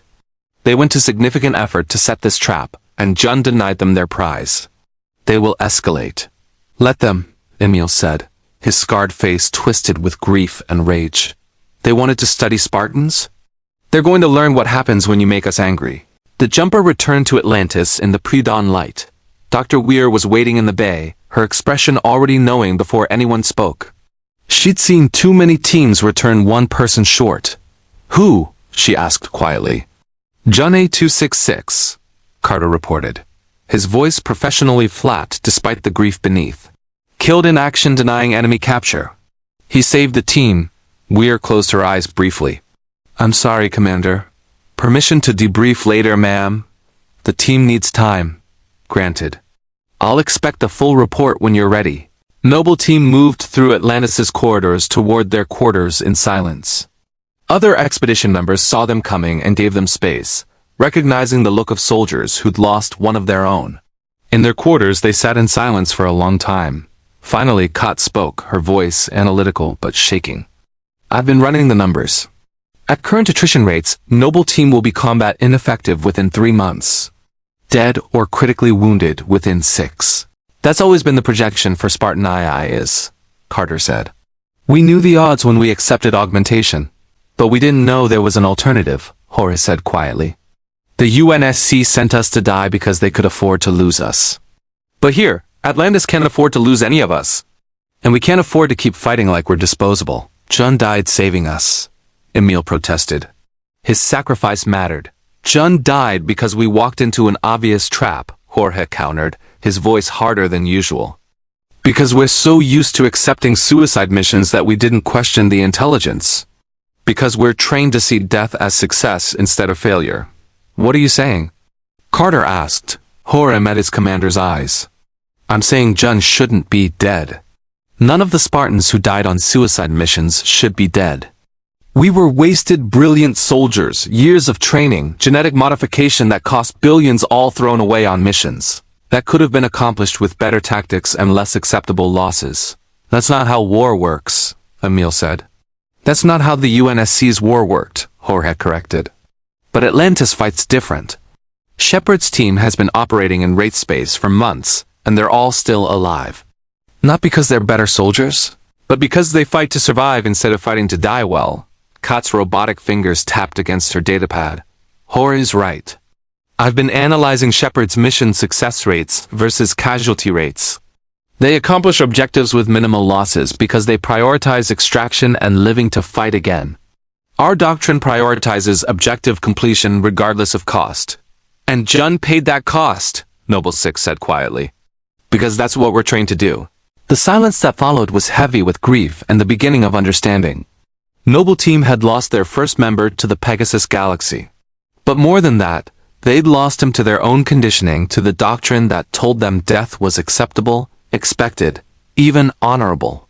John A266 had died doing exactly what he'd been trained to do, and that made it worse. "We can't keep fighting like this," Carter said finally, the words tasting like betrayal. "Chun's gone. We can't bring him back. But we can make sure the rest of us do unfollow him because we too conditioned to accept death." "What do you suggest?" Emile asked, his voice hollow. "We learn from Sheppard. We adapt. We stop treating ourselves as expendable and start thinking long-term." Carter looked at each of them. John died saving us. The best way to honor that is to survive. To make his sacrifice mean something by not wasting our lives on the next mission. It was the hardest thing Carter had ever said. Everything in his training screamed that survival for its own sake was selfishness, that the mission mattered more than the soldier. But Chun's death had shown him the flaw in that thinking. The mission would always be there, but dead soldiers couldn't complete it. Outside their quarters, the Atlantis sunrise painted the alien ocean in shades of orange and gold. Beautiful and terrible, like the galaxy they'd been dropped into. Somewhere in that galaxy, the Wraith scientist Michael studied reports of the failed capture attempt and the human who'd chosen death over capture. Fascinating, he hissed. Such dedication, such willingness to sacrifice. These enhanced humans are even more valuable than I thought. His feeding hand flexed. We will have one, eventually. They cannot all be so willing to die. He didn't understand Spartans. Didn't understand that every single one of them would make John's choice if faced with the same situation. But he was about to get a very painful education. Because Noble Team had just learned a terrible lesson about the cost of their conditioning, and they were done paying it. A memorial service for Johnny 266 took place on one of Atlantis' eastern balconies, overlooking the ocean where the alien sun cast long shadows across the water. Dr. Weir had offered a formal ceremony, but Noble Team declined. Spartans didn't do eulogies or speeches. They did something simpler, more personal. Carter stood at the balcony's edge, Chun's SRS-99 sniper rifle in his hands. The weapon was scarred from years of combat, meticulously maintained, and now silent forever. Beside him, the rest of Noble Team stood at attention, 4 Spartans instead of 6, the absence like a physical wound.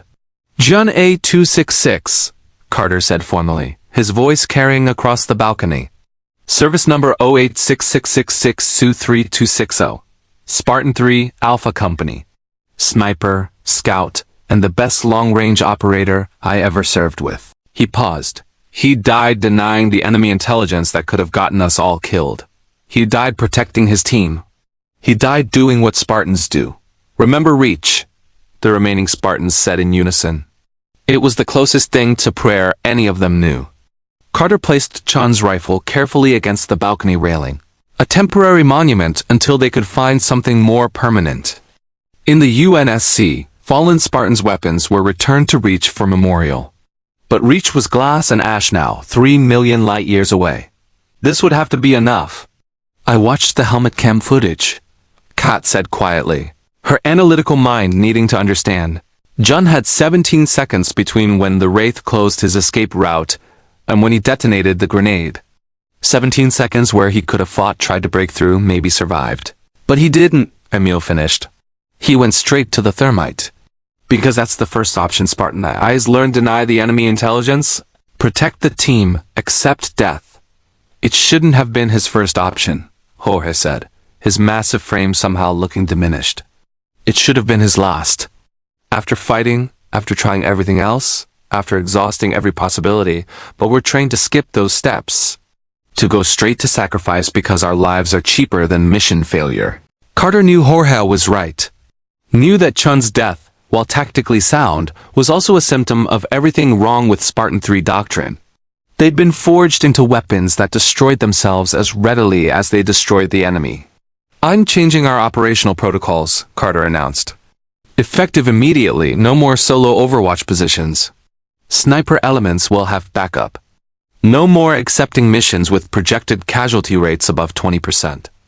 And if we get trapped, our first option is fighting our way out, not self-termination.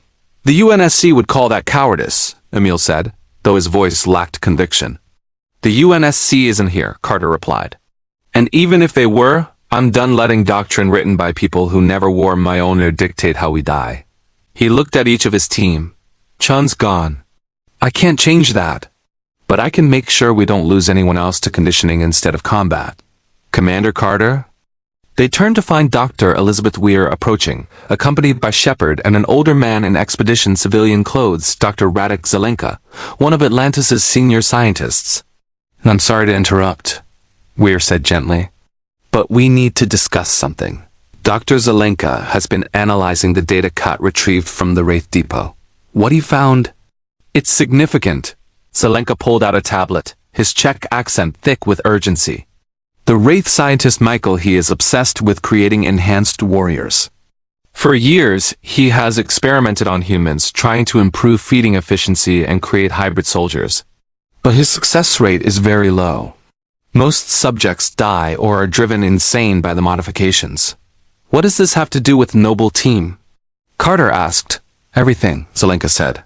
The data contains genetic profiles the Wraith have collected from culled populations.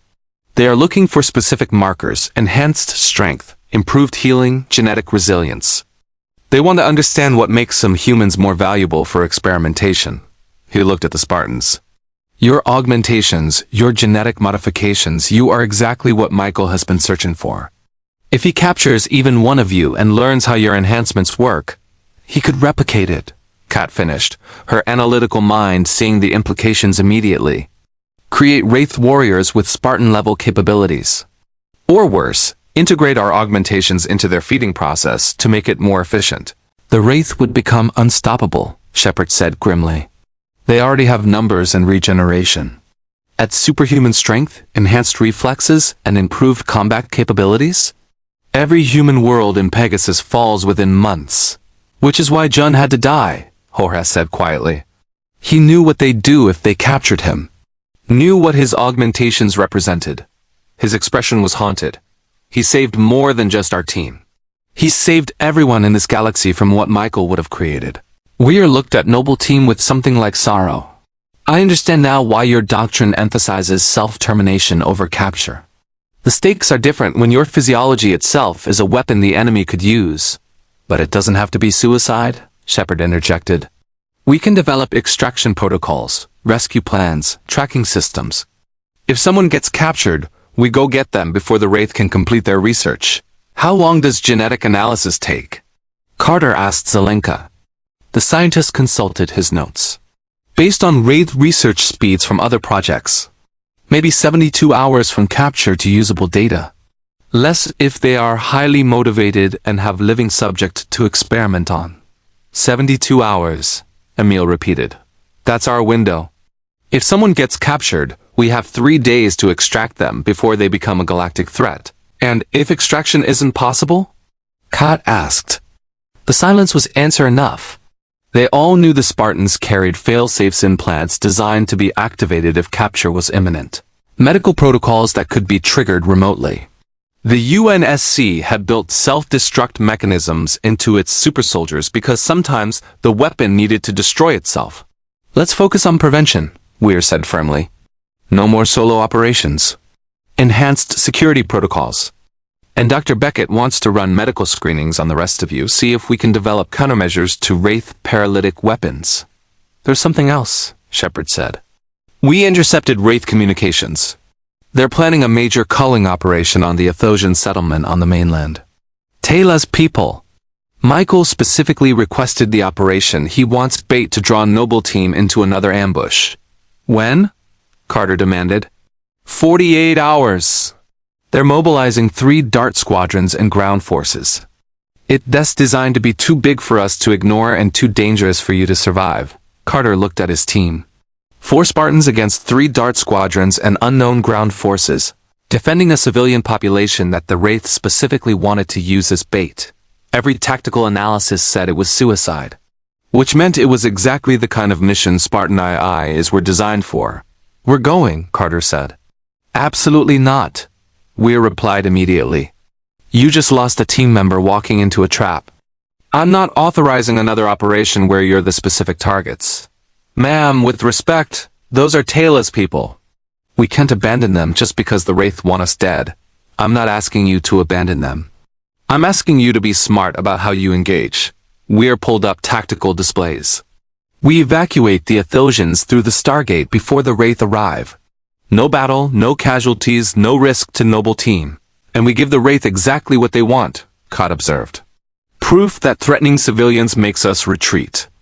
They'll use that tactic on every world in Pegasus, turning human populations into hostages.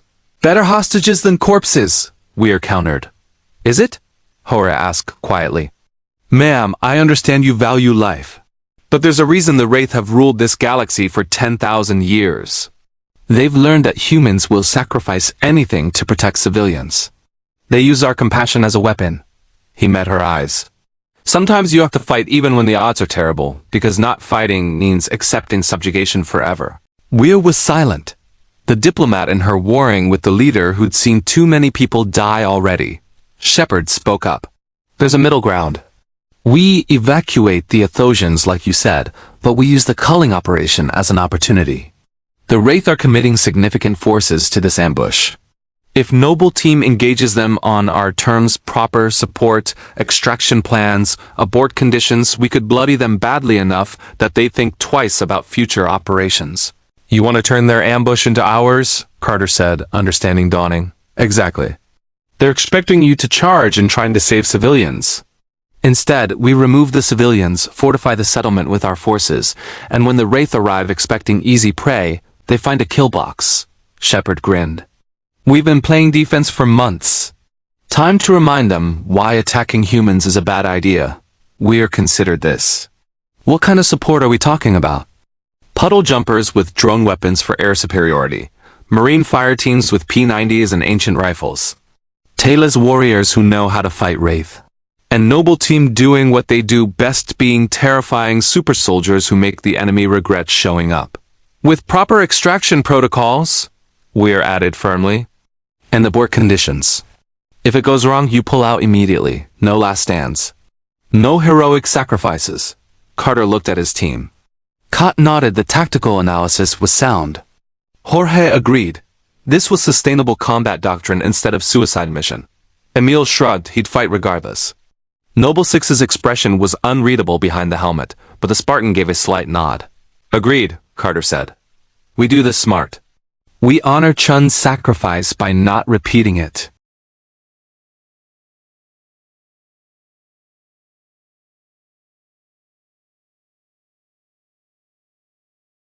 Her gene therapy allowed her to activate dormant, ancient weapon systems that had been offline for millennia, automated defense turrets that responded to mental commands, force fields that could compartmentalize the battlefield, sensor arrays that would detect Wraith movements before they landed.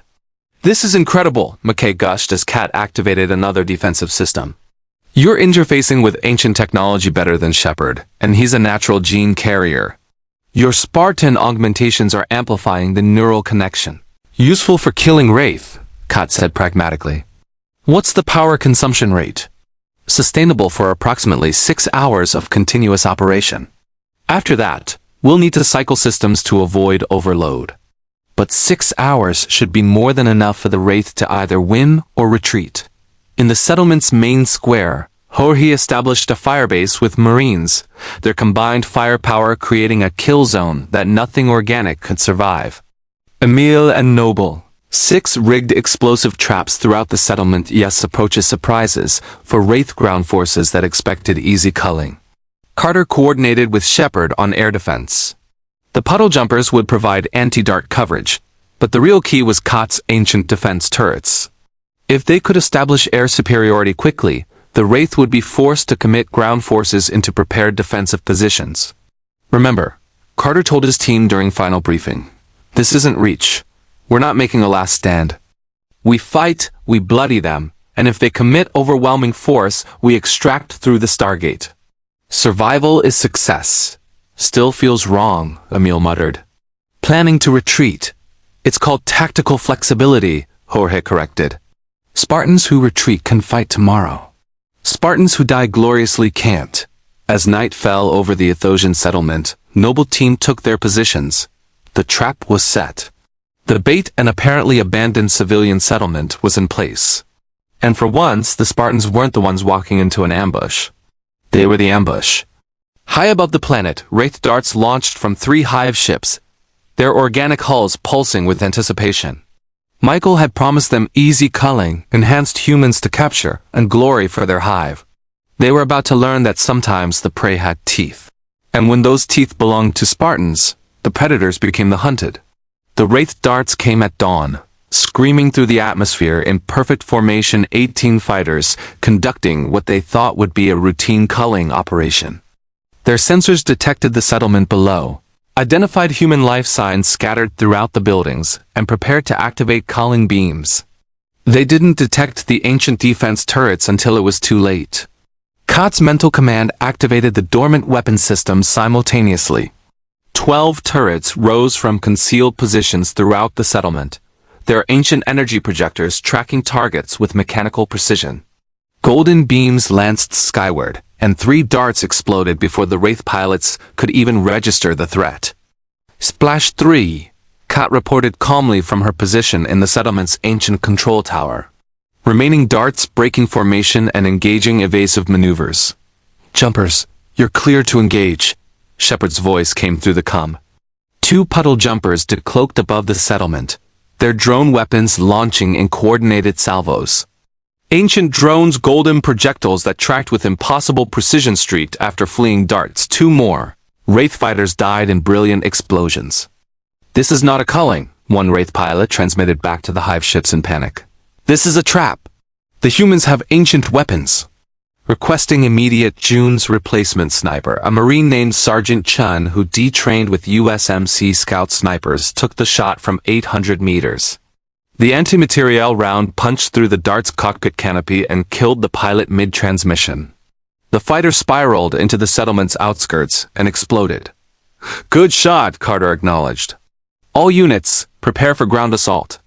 The hive ships know it's a trap now. They'll commit infantry to salvage the operation. He was right. Through the settlement's sensor arrays, they watched 3 Wraith cruisers descend into the atmosphere, their organic hulls opening to disgorge warriors in dark armor. Approximately 60 Wraith infantry, armed with energy rifles and feeding hands, advancing on the settlement in coordinated fire teams. They're not calling anymore, Taylor observed from her position with a group of Athosian warriors. This is a military assault. They want revenge for the darts we destroyed. Let them come, Jorge rumbled. His chain gun had finally exhausted its UNSC ammunition, but Atlantis's armory had provided a suitable replacement, an M249 saw loaded with 5.56mm rounds. Not as devastating as his rotary cannon, but effective enough. We've got a warm welcome prepared, the Wraith advanced cautiously, having learned from their previous encounters with Noble Team that these humans fought differently. They used cover, coordinated fire, and avoided the kill zones that Kot's sensors marked with ancient holographic warnings. They were adapting, learning, but they were still walking into a trap designed by soldiers who spent their entire lives perfecting the art of killing. The first Wraith fire team entered what appeared to be an abandoned building, searching for human life signs their sensors detected. They found mannequins dressed in expedition clothing, positioned to give off heat signatures, and approximately 50 pounds of C4 explosive rigged to a motion detector. The building exploded, collapsing inward and crushing the Wraith warriors beneath tons of ancient metal and stone. The explosion triggered secondary charges throughout the settlement. Emile's handiwork, designed to funnel enemy forces into specific approach vectors. Contact in Sector 3, Noble 6 reported.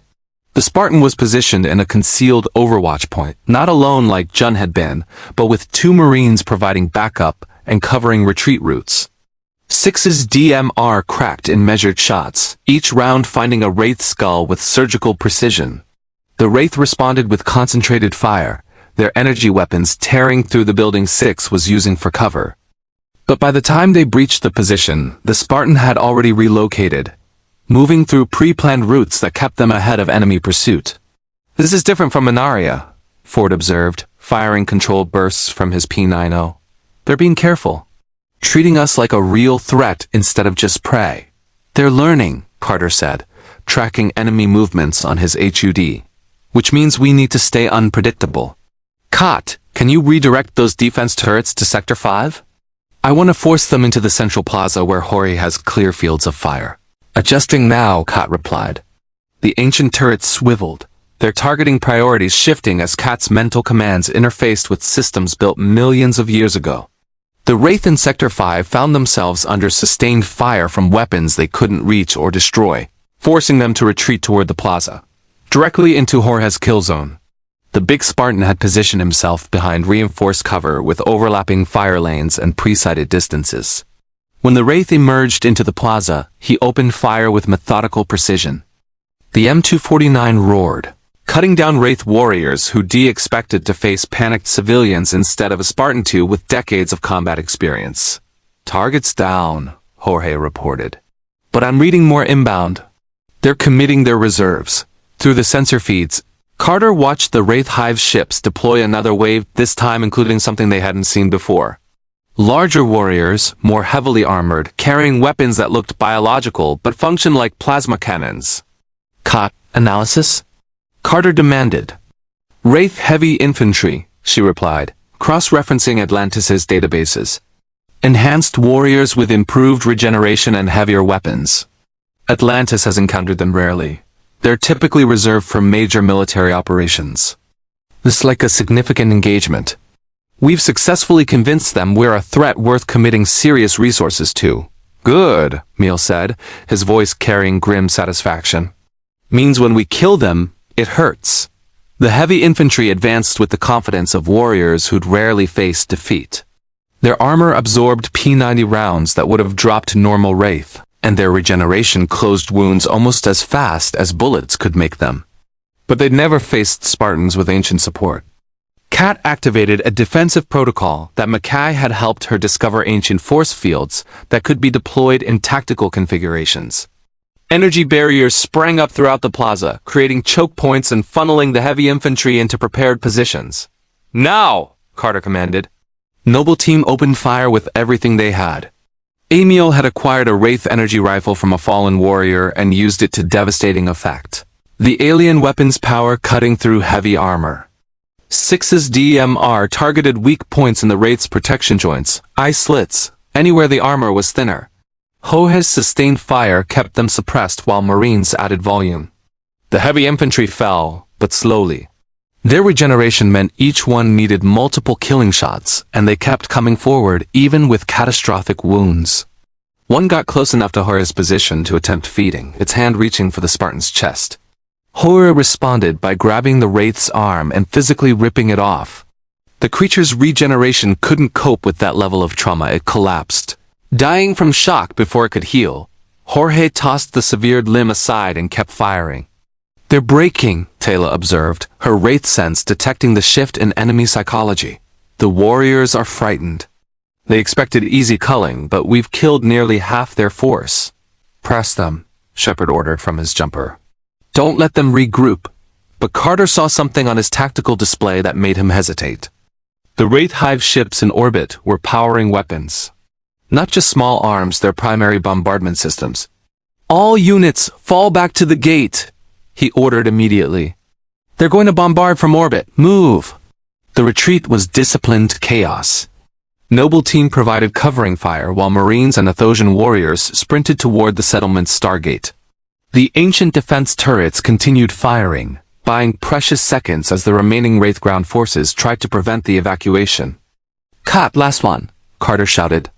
The intelligence specialist was still in the control tower, maintaining the ancient systems. 30 seconds. She replied, downloading the last of the sensor data. I've got tracking information on those Hive ships, fleet communication logs, tactical protocols. Leave it, move now. Kat grabbed her data storage device and ran. Her robotic arm sparked from damage taken earlier, slowing her down. She was 20 meters from the Stargate when a Wraith heavy warrior emerged from cover, its energy weapon tracking her.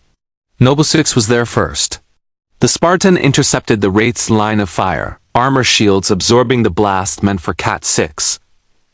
Returned fire 3 shots from the Magnum sidearm at point blank. Range destroyed the Wraith's head. Through the gate! 6 commanded, bodily pushing Cat toward the shimmering event horizon. The bombardment started as the last Atlantis forces dove through the Stargate. Energy beams from orbit struck the settlement with apocalyptic force, vaporizing buildings and turning the ancient structures to molten slag. The Stargate shut down half a second before a direct hit would have destroyed it. In Atlantis's gate room, the returning forces collapsed in exhausted heaps. Medical teams rushed forward to treat wounded several Marines with Wraith energy burns. One Athosian warrior with a feeding attempt that Dr. Beckett immediately began reversing. But Noble Team was intact. 4 Spartans, all alive, all functional. Casualty report, Dr. Weir demanded. 3 Marines wounded, none critical, Ford reported. One Athosian requires intensive treatment, but will survive. No fatalities on our side. And the Wraith? Sheppard pulled up combat footage, his expression satisfied. Destroyed 18 darts. Killed approximately 40 ground forces including 8 heavy infantry. 3 Wraith cruisers damaged by our ancient defense turrets. And we forced them to orbital bombardment. Which means they admitted they couldn't take the settlement by conventional assault. We won, Weir said, almost surprised. We survived, Carter corrected, and we made them pay for attacking. That's different from winning. It's more than we usually accomplish, Sheppard countered. Most Wraith engagements end with us evacuating just ahead of culling. This time we evacuated because we chose to, not because we had no other option. That's progress. Jorge was being examined by Dr. Beckett, the doctor marveling at the Spartans' physiology. You regenerated partial shield capacity during combat, Beckett said, studying the armor's readings. Your Mjolnir system is more adaptive than I realized. Had to be, Jorge replied. Covenant plasma could drop shields in one hit. We learned to manage power distribution during combat, redirect capacity where we needed it most. Kat was downloading her recovered data to Atlantis' systems. Her robotic arm being repaired by one of McKay's engineering team. This intelligence is significant, she reported. Wraith fleet movements, supply lines, facility locations. If we analyze this properly, we can predict their operations weeks in advance. And they know we have it, McKay observed, studying the data. Which means they'll change their patterns, update their codes, modify their tactics. You forced them to adapt. Good, Neil said, cleaning his combat knife. Let them adapt to us for a change. Dr. Weir watched Noble Team regroup, saw how they moved together with practiced coordination, how they checked each other's equipment and injuries with professional efficiency. They'd lost John, but they'd learned from it. They'd fought today not as weapons seeking glorious death, but as soldiers fighting to survive. It was progress. Painful, costly progress, but progress nonetheless. Commander Carter, she said quietly, well done. You honored your fallen teammate by bringing everyone else home. Carter removed his helmet, his young face showing exhaustion and something that might have been the beginning of peace. That's the new mission, ma'am. We fight smart, we come home, and we make sure the Wraith regret every engagement. John died denying them intelligence. We're going to live to make them wish they'd never heard of Noble Team. Far from Atlantis, in the depths of his research hive ship, Michael studied the combat footage with growing obsession. The enhanced humans had performed even better than anticipated tactical brilliance, combat effectiveness far beyond normal humans, and that fascinating willingness to sacrifice themselves for teammates. But one detail caught his attention. During the retreat, one of the armored humans had pushed another to safety, taken damage meant for their companion, fought through injury to ensure the team's survival. Loyalty, protective instinct, emotional attachment. Weaknesses he could exploit. Prepare another operation, Michael commanded his subordinates. Not calling. Not ambush. Targeted capture. He highlighted Noble Six's image from the combat footage. This one, the one who protects others. We will take someone they value and this warrior will come to rescue them. And then? His subordinate asked. And then we will have our Spartan specimen, Michael hissed. One way or another, the war between Noble Team and the Wraith had escalated from skirmishes to personal vendetta. The Wraith wanted Spartan augmentations. The Noble Team wanted to protect Pegasus. Only one side could win. And Noble Team had just learned how to fight to survive. The question was whether survival would be enough when the Wraith came for them personally. The mission briefing 3 days later should have been routine. Dr. Weir stood at the head of the conference table with Sheppard, presenting intelligence on a distress call from a human settlement designated M4S912, a small farming colony reporting Wraith scouts but no active calling yet. Standard reconnaissance and advise mission, Sheppard explained. We gate in, assess the threat level, help them fortify or evacuate depending on the situation. 2-hour operation, minimal risk. Carter studied the mission parameters on his tactical pad. Population? Approximately 3,000. No significant defenses, but they've got caves nearby that could serve as emergency shelters. Taylor's people have traded with them before. They're good folks, just isolated and unprepared for Wraith attention. I'll take Noble 6 and Cot, Carter decided. Small team, quick assessment. The rest of Noble stays on standby in case we need extraction. I should go, Emile protested. 6 just took damage defending Cat during the last mission. Armor's still being repaired. My armor's at 95% functionality, Noble 6 countered. And I've run missions in worse condition. Exactly my point, Emile shot back. You're running missions injured when you should be recovering. That's the old thinking, push through damage until you break. The argument was interrupted by Dr. Beckett entering with medical reports. Speaking of injuries, I've finished analyzing the Wraith feeding attempt on Lieutenant Morrison. He pulled up holographic displays showing cellular degradation. The Marine who was partially fed upon during the Athosian defense. The damage is significant, but reversible if we act within 48 hours. After that, he trailed off. After that, the aging becomes permanent, Taylor finished quietly. I have seen it many times. The Wraith drain life force, and if not treated quickly, the victim ages decades in moments. Which is why we have medical protocols now, Weir said firmly. Any feeding attempts get immediate treatment. No one suffers permanent damage if we can help it. Carter made his decision. 6, you're with me. Cat provides technical support and ancient gene access if needed. Emile and Jorge remain on standby with Sheppard's team for rapid response. We're in and out in 2 hours. The puddle jumper descended through M4S912's atmosphere toward a settlement that looked like it had been carved from the planet's red rock. Terraced farms clung to hillsides, irrigation channels fed by underground springs, and simple stone buildings that had probably stood for generations. It looked peaceful, untouched. That should have been the first warning. No visible damage, Cat observed, scanning from the jumper's sensors. No burn marks from Wraith weapons, no signs of culling. If scouts were here, they didn't engage. Maybe they're just scouting for future culling, Sheppard suggested from the pilot's seat. Getting population data, mapping approach vectors. The jumper landed in the settlement's central plaza. Carter, 6 and Cot disembarked with P90s ready. They finally exhausted most of their UNSC ammunition and transitioned to Atlantis equipment. The adjustment had been difficult, but Spartans adapted. The settlement appeared deserted. No people in the streets, no activity in the fields, no sounds except wind through the rock formations. This is wrong, Carter said immediately. Population of 3,000 should show some activity. Where is everyone? Cat's ancient gene allowed her to interface with a nearby sensor array, crude technology compared to Atlantis, but functional. Reading life signs in the caves beneath the settlement. Approximately 3,000 humans. They're hiding. From what? 6 asked, weapon tracking potential threats. The answer came in the form of a Wraith materialization beam. 6 warriors appeared in the plaza, but these weren't normal soldiers. They wore specialized armor and carried stunner weapons designed for capture, not killing. And they moved with coordinated precision that suggested extensive planning. Contact!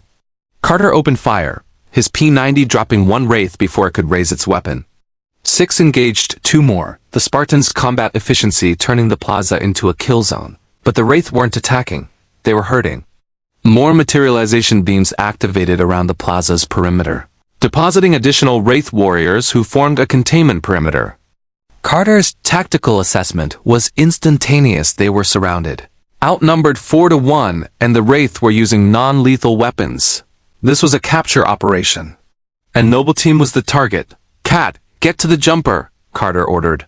6, covering fire. They fought toward the puddle jumper with desperate efficiency. 6's Magnum sidearm, one of the few UNSC weapons they preserved, dropped Wraith with headshots while Carter's P90 provided suppressing fire. Cat ran, her robotic arm sparking as a stunner blast clipped her. She made it 5 meters from the jumper before the trap's final element activated. A Wraith heavy warrior materialized directly in front of her, too close to avoid. Its feeding hand shot forward, connecting with Cot's chest before she could dodge. The Spartan-III's enhanced physiology meant she survived the initial contact, but Carter saw her shields fail and her armor's biomonitors spike with distress warnings. Noble 6 didn't hesitate. The Spartan charged the heavy warrior, combat knife in hand, and drove the blade through its skull with enough force to crack bone. The Wraith released Cot and collapsed, but the damage was done. Kot fell to her knees, her face pale, her breathing labored. The feeding attempt hadn't killed her, but it had drained significant life force. Years, maybe decades, stolen in seconds. Kot! Carter reached her, pulling her toward the jumper while Six provided cover. But more Wraith were materializing, dozens of them, all armed with stunners, all moving in coordinated assault. Get her to the jumper, Six commanded, turning to face the approaching warriors. I'll hold them. We extract together. Carter shouted back, No time! Six fired the magnum until it ran dry, then drew the combat knife. They want prisoners. They'll take me. You get Kat to Beckett. She's got maybe 48 hours before the aging is permanent. Carter understood the tactical calculus instantly. Kat needed immediate medical treatment or she'd suffer irreversible damage. Six could hold the Wraith long enough for them to escape, but it meant leaving a teammate behind. Everything in Carter's Spartan-III conditioning screamed to make the sacrifice play to be the one who stayed behind, to die gloriously covering the retreat. But he was also the commander. And commanders had to make the hard choices. Sheppard, we need emergency extraction. Carter called over the comm while dragging Kat into the jumper. Six is engaging to cover our retreat. Negative, Sheppard's voice crackled back. We're detecting Wraith jamming. Can't lock onto your position for beaming. You need to get clear of the settlement before we can extract. Through the jumper's rear viewport, Carter watched Noble Six fight. The Spartan moved with brutal efficiency, knife and empty magnums serving as clubs against Wraith warriors who tried to swarm the position. Six killed 4, then 6, then 8. But stunner weapons had no ammunition concerns. They just kept firing. Noble Six's shields failed. The Spartan took a stunner blast to the chest, then another. Mjolnir armor could handle some of it, but not sustained fire from multiple weapons. Six went down on one knee, still fighting, still killing even as neural paralysis spread through augmented muscles. Six! Carter shouted helplessly. The last thing he saw before Sheppard got the jumper airborne was Noble Six being swarmed by Wraith warriors. The Spartans' armor preventing them from killing, but not from capturing. They deployed one of their biomechanical containment units, a cylindrical prison designed to hold something strong and dangerous, and then they beamed out, taking Noble Six with them. The jumper broke atmosphere at maximum thrust, clearing the jamming field.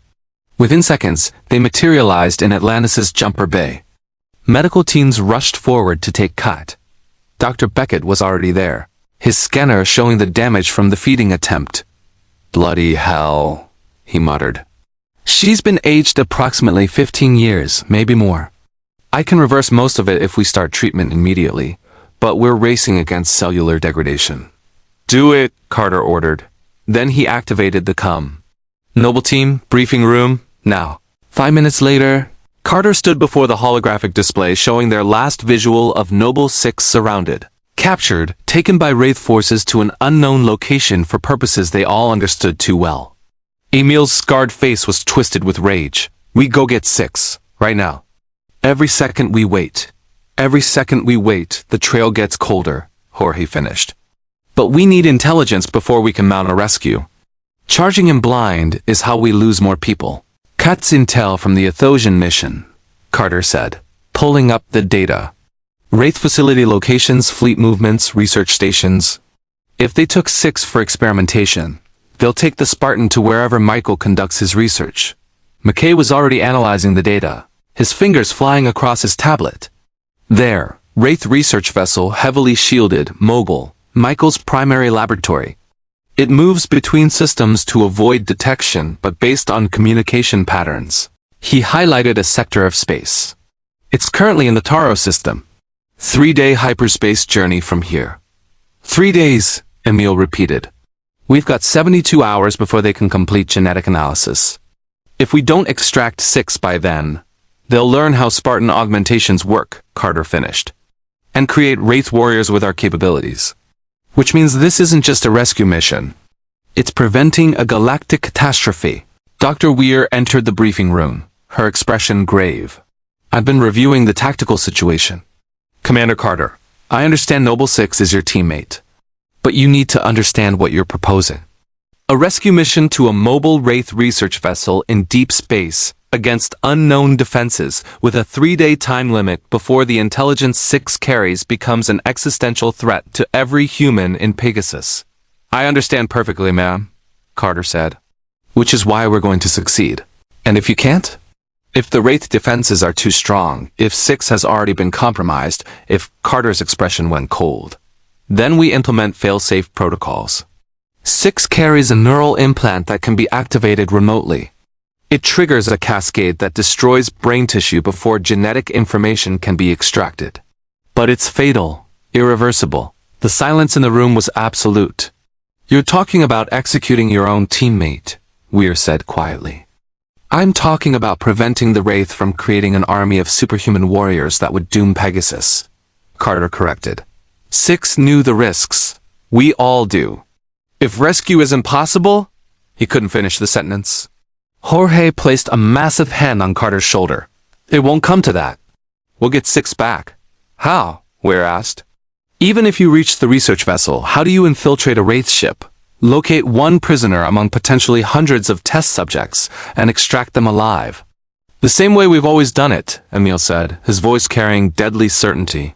We go in loud, kill everything that moves, and bring our teammate home. That's what Spartans do. That's what Spartan-IIIs did, Sheppard interjected from the doorway. He'd been listening, assessing. But you're not in the UNSC anymore. You've got support now. Resources. People who give a damn whether you live or die. He looked at Carter. You want to rescue 6? Fine, but you do it smart, with proper planning, backup, and extraction protocols. Not a suicide run. We don't have time for extensive planning, Carter protested. Every hour we wait, every hour we plan increases the chance of success, Sheppard countered. 6 is a Spartan. That means the Wraith can't just crack open their skull and pull out secrets. They need time to study, to analyze, to understand the augmentations. We use that time to prepare properly. Carter wanted to argue, wanted to charge through the gate immediately and tear apart every Wraith between him and his captured teammate. But he knew Sheppard was right. Rushing in would just get them all killed or captured. And 6 deserved better than a rescue attempt that failed because they were too impatient to plan properly. 72 hours, Carter said finally. We have 3 days to plan, prepare, and execute. Sheppard, I need your team's expertise on Wraith vessel infiltration. McKay, I need technical analysis of their research ship's vulnerabilities. Taylor, I need everything you know about Michael's operations. And what about Kat? Beckett asked from the doorway, the doctor having left his patient in the hands of medical staff. She's stable, but she's been traumatized. Aged 15 years and seconds. She need time to recover psychologically as well as physically. She have that time after we get 6 back, Carter said firmly. Then more quietly, we've already lost John. I'm not losing another teammate to the Wraith. As the briefing dissolved into tactical planning, Carter stood alone at the holographic display, staring at the last image of Noble 6 fighting against impossible odds. Spartans didn't leave people behind. That was the doctrine. The question was whether they could rescue 6 before the 72-hour deadline, or whether Carter would have to activate the failsafe and kill his own teammate to save Pegasus from a threat of their own making. The Daedalus-class battlecruiser BC-304 arrived through hyperspace 60 hours into Noble 6's captivity. Colonel Stephen Caldwell stood on the bridge, reviewing the rescue mission parameters with the skepticism of someone who'd seen too many high-risk operations go wrong. Let me make sure I understand this correctly, Caldwell said, studying the tactical display. You want to infiltrate a Wraith research vessel, rescue one captured Spartan, and escape before they can complete genetic analysis that would give them superhuman capabilities. That's correct, sir, Carter confirmed from Atlantis via subspace communication. And your plan involves beaming a strike team directly into the ship's brig, fighting through unknown Wraith forces, locating your teammate among potentially hundreds of prisoners, and extracting before the ship's considerable defenses can respond. Simplified, but accurate. Caldwell looked at Sheppard, who stood beside him on the Daedalus bridge. Major, you're vouching for this operation? I am, Sheppard said. Sir, I've seen Noble Team in action. They're the best soldiers I've ever worked with. If anyone can pull off a rescue from inside a Wraith research vessel, it's them. That's not the question, Major. The question is whether we should risk a Daedalus-class ship and crew on a rescue operation with minimal intelligence and maximum danger. We're not asking you to risk your ship, Colonel, Carter interjected. Just provide transport to the Taros system and beaming support for insertion and extraction. Once we're aboard the Wraith vessel, it's our operation. Caldwell studied the young Spartan commander through the view screen. He saw someone who'd been carrying the weight of command through impossible circumstances, stranded in an unknown galaxy, losing teammates, adapting to combat doctrine that went against every instinct their training had instilled. All right, Caldwell decided, but with conditions. You get 4 hours from insertion to extraction. After that, I'm pulling the Daedalus back to safe distance regardless of whether you've secured your objective. I won't risk my ship and crew waiting indefinitely for a signal that might never come. 4 hours is enough, Carter said with confidence he didn't entirely feel. The next 12 hours were intensive preparation. Noble Team had been reduced to 3 Spartans. Carter, Emile, and Jorge was still recovering from the feeding attempt, her body responding to Dr. Beckett's treatments but too weak for combat operations. She'd aged 15 years in seconds, and while the cellular damage was being reversed, the psychological impact remained. Carter visited her in the infirmary before departure. She lay in a medical bed, her robotic arm removed for repairs, her face showing lines that hadn't been there a week ago. I should be going with you, Kat said, her analytical voice strained. 3 Spartans isn't enough for this operation. You need my technical expertise, my ancient gene access. We need you alive and recovering, Carter interrupted gently. Besides, Mickey's provided technical support packages, and Sheppard's team knows Wraith vessels better than anyone. It's my fault 6 was captured, Kat said quietly. If I'd been faster, if I'd seen the feeding attempt coming, then you'd be dead, and 6 would have been captured anyway. Carter sat on the edge of her bed. You're not responsible for Wraith tactics or their obsession with capturing Spartans. You did your job. Now let us do ours. Kat was silent for a moment. Then, the failsafe protocol. Are you really prepared to activate it if rescue fails? Carter didn't answer immediately. The neural implant in Noble 6's brain standard issue for all Spartans who worked with classified augmentation data could be triggered remotely to prevent enemy intelligence gathering. It would destroy cognitive function in seconds, causing brain death before any secrets could be extracted. It was also murder. Killing a teammate because rescue was inconvenient. If it comes to that, Carter said finally, then I failed as a commander. So I'm not letting it come to that. The strike team assembled in the Daedalus's beaming room 6 hours before the deadline. 3 Spartans in full Molnor armor, their weapons a mixture of recovered UNSC equipment and Atlantis technology. Sheppard's team, the Major himself, Taylor and Ronan Dex, who'd volunteered specifically because he had experience being hunted by the Wraith and wanted payback. Wraith research vessels are heavily compartmentalized, Taylor explained during final briefing. Michael will keep his most valuable subjects in the deepest sections, surrounded by security and failsafes. We will need to fight through multiple decks. I've uploaded Wraith vessel schematics to your HUDs. Mickey's voice came through the com from Atlantis. They're not perfect based on previous encounters and intelligence, but they should give you basic navigation. Also, I've equipped you with ancient translators. Michael speaks English from his time infiltrating Atlantis, but other Wraith might not. Rules of engagement? Ronan asked, his energy pistol already charged and ready. Anyone between us and 6 dies, Emile said bluntly. We're not here to take prisoners, agreed, Carter said. This is search and rescue with extreme prejudice. We find 6, we extract, and anything that tries to stop us gets eliminated. Colonel Caldwell's voice came over the ship-wide comm. Daedalus is in position. Wraith research vessel is holding station in the Taros system, apparently conducting routine operations. They don't know we're here. Strike team, you're cleared for insertion. The beaming room's Asgard transporter activated. Reality dissolved into white light, and the strike team materialized aboard the Wraith research vessel in a corridor that looked like something out of a nightmare. The walls were organic pulsing with bioluminescent veins, the floor slightly yielding like flesh, the air thick with the smell of decay and something else Carter couldn't identify. Wraith architecture wasn't built. It was grown. Contact, Jorge called out immediately. 3 Wraith warriors were in the corridor, turning toward the materialization with expressions of shock. The Spartans moved with practiced efficiency.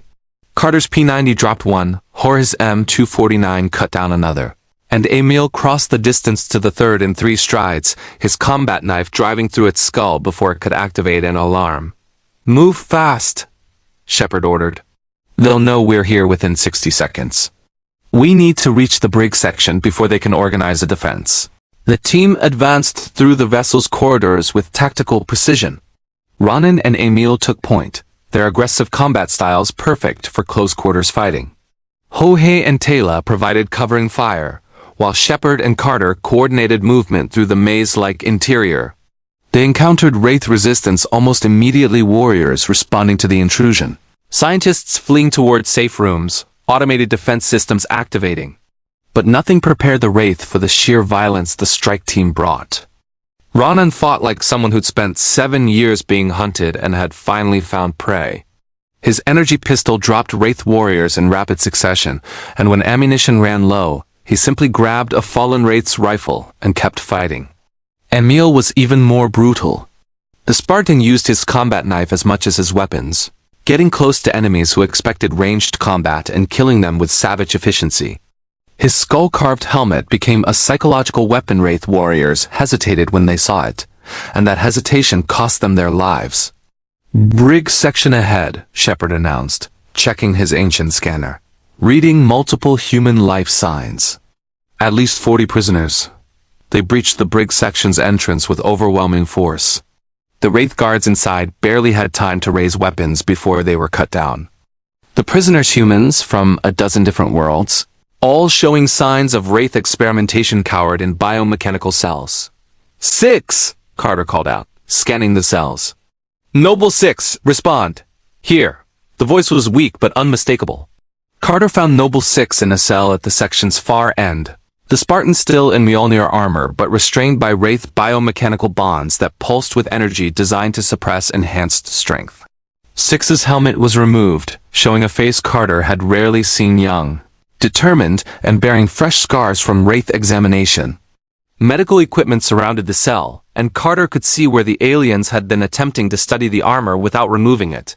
"They've been trying to access your augmentation data," Carter observed, his hands already working on the restraints. "They failed," 6 said, voice carrying grim satisfaction. "Mjolnir's biometric locks and encryption held. They haven't gotten anything useful yet." A pause, but they were getting close. Maybe 12 more hours before they cracked the armor systems. Jorge was already scanning the other prisoners. "We can't leave them. If we extract just 6, Michael will take his frustration out on everyone else here." "Agreed," Carter said, making the decision instantly. "Daedalus, we need mass beaming. 40+ prisoners plus strike team. Can you handle it?" Colonel Caldwell's voice crackled back. "That's a lot of targets. I'll need to drop shields to beam that many simultaneously. How much time do you need?" 30 seconds. You've got 20. After that, the Wraith are going to realize what's happening and try to block the beam. The team worked frantically, breaking prisoners out of cells while establishing a perimeter against Wraith forces trying to breach the brig. Ronan and Emile held the main entrance, their combined firepower creating a kill zone that even Wraith-heavy warriors couldn't cross. 15 seconds! Caldwell warned. Then the brig's far wall exploded inward, and Michael himself entered. The Wraith scientist was larger than his warriors, his pale face twisted with rage as he saw his prisoners being liberated.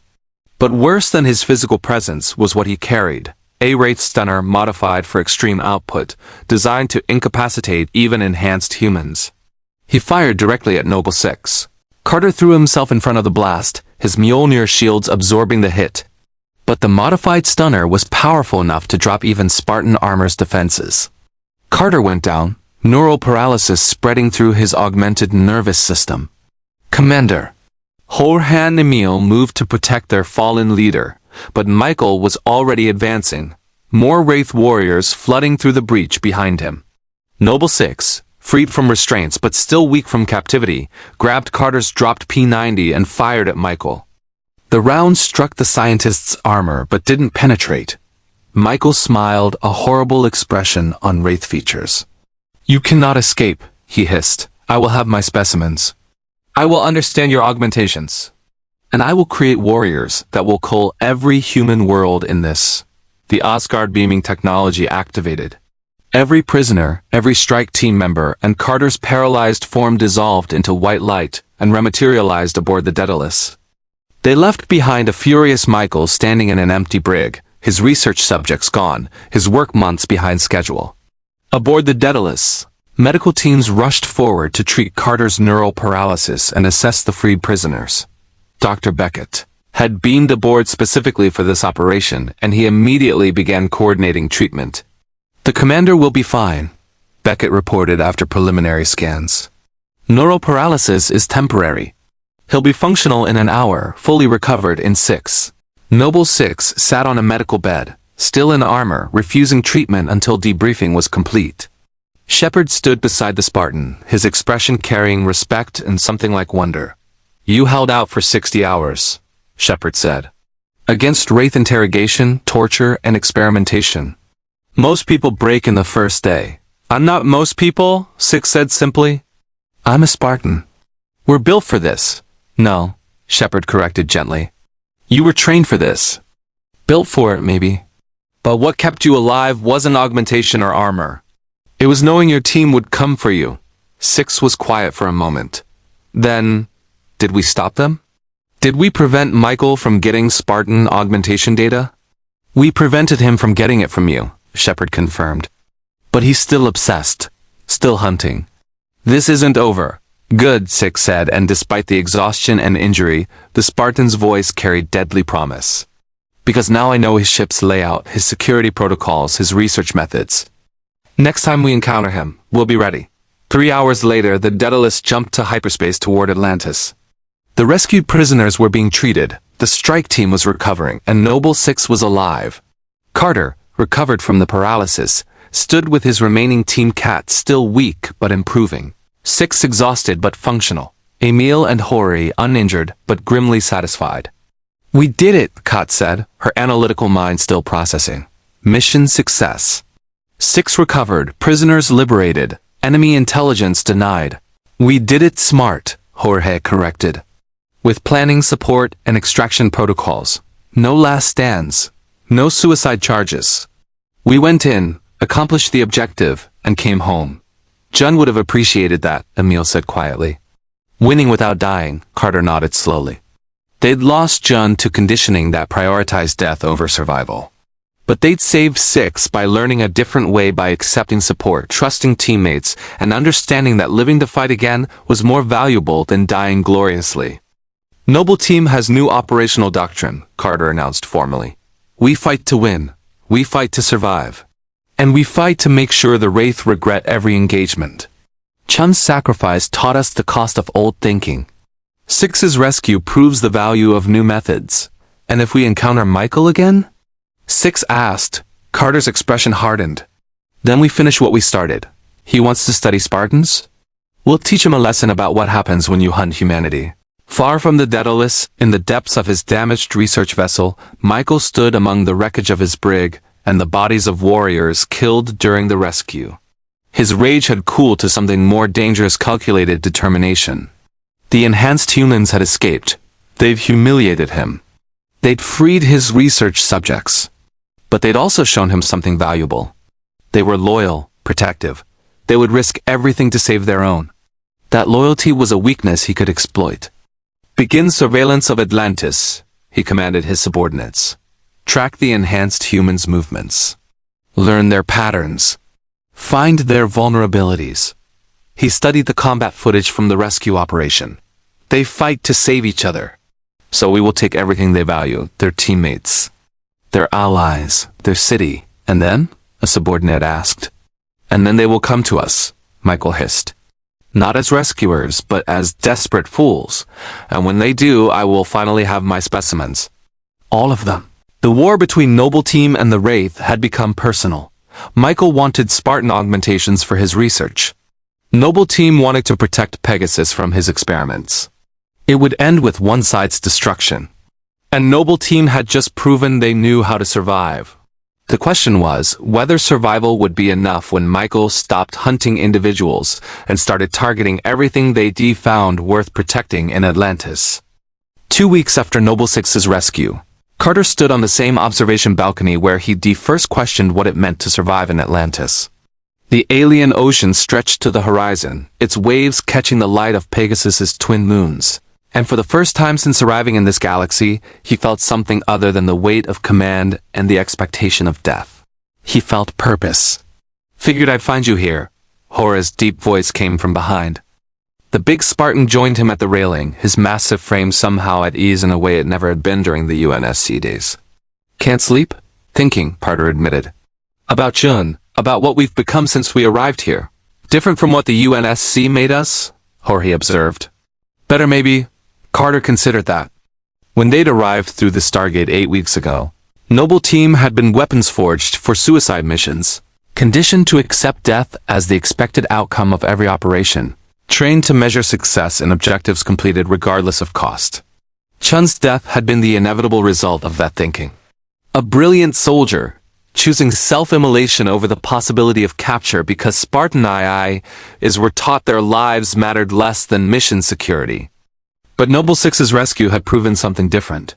That planning mattered. That support networks mattered. That coming home alive wasn't weakness, it was sustainable combat doctrine that allowed soldiers to fight tomorrow. We're still weapons, Carter said finally, but we're learning to be soldiers too. There's a difference. Weapons get used until they break, Jorge agreed. Soldiers learn to survive long enough to win the war. Behind them, the door to the balcony opened again. This time it was Kat, her robotic arm repaired and her face showing fewer lines than it had 2 weeks ago. Beckett's treatments had reversed most of the aging from the Wraith feeding attempt, though she'd never quite returned to the exact biological age she'd been before. M4S912. Medical released me for full duty, she announced, joining them at the railing. 97% physical capability, 100% cognitive function. I'm ready for operations. Good, Carter said. Because Sheppard's planning a joint mission next week. Wraith Supply Depot, actual intelligence this time instead of a trap. He wants Noble Team's expertise. Will we ever stop fighting the Wraith? Kat asked quietly.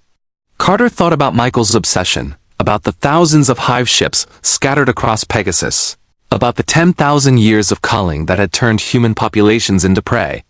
The war wouldn't end quickly, maybe not in their lifetimes. But that was the point. Lifetimes, plural. Not deaths measured in missions, but lives measured in years. Probably not, Carter admitted. But we'll fight them differently than we fought the Covenant. Smarter. With support. With the goal of winning the war. Not just dying well in individual battles. Emile emerged from the shadows. The Spartan had a habit of appearing silently, his skull-carved helmet making him look like death itself even in peaceful moments. Sheppard's looking for you, Commander. Something about teaching us how to pilot puddle jumpers. Says if we're going to keep running joint operations, we should learn ancient technology. He's right, Carter said. We're in Pegasus for the long term. Might as well learn to use their equipment. As they walked back into Atlantis together, 4 Spartans instead of 6, but alive and learning, Carter thought about how far they'd come. They'd arrived expecting to die, trained to accept it, conditioned to embrace it. Instead, they'd found something worth living for. A city that accepted them not as expendable weapons but as people, teammates who valued their survival as much as their combat effectiveness. A mission that went beyond simply dying to deny the enemy. It was about protecting humanity across an entire galaxy. In the briefing room, Sheppard waited with his characteristic half-smile. Glad you could make it. I was starting to think Spartans didn't do downtime. We're adapting, Carter said. Learning to value rest between missions. Good, because I need you fresh for next week's operation. Sheppard pulled up tactical displays. Also, Dr. Weir wanted me to tell you the freed prisoners from Michael's research vessel. They're integrating well. Some want to return to their home worlds, but several have asked to stay in Atlantis. Help with the fight against the Wraith. We inspired them, Taylor said from her position at the table. She'd been waiting with Sheppard.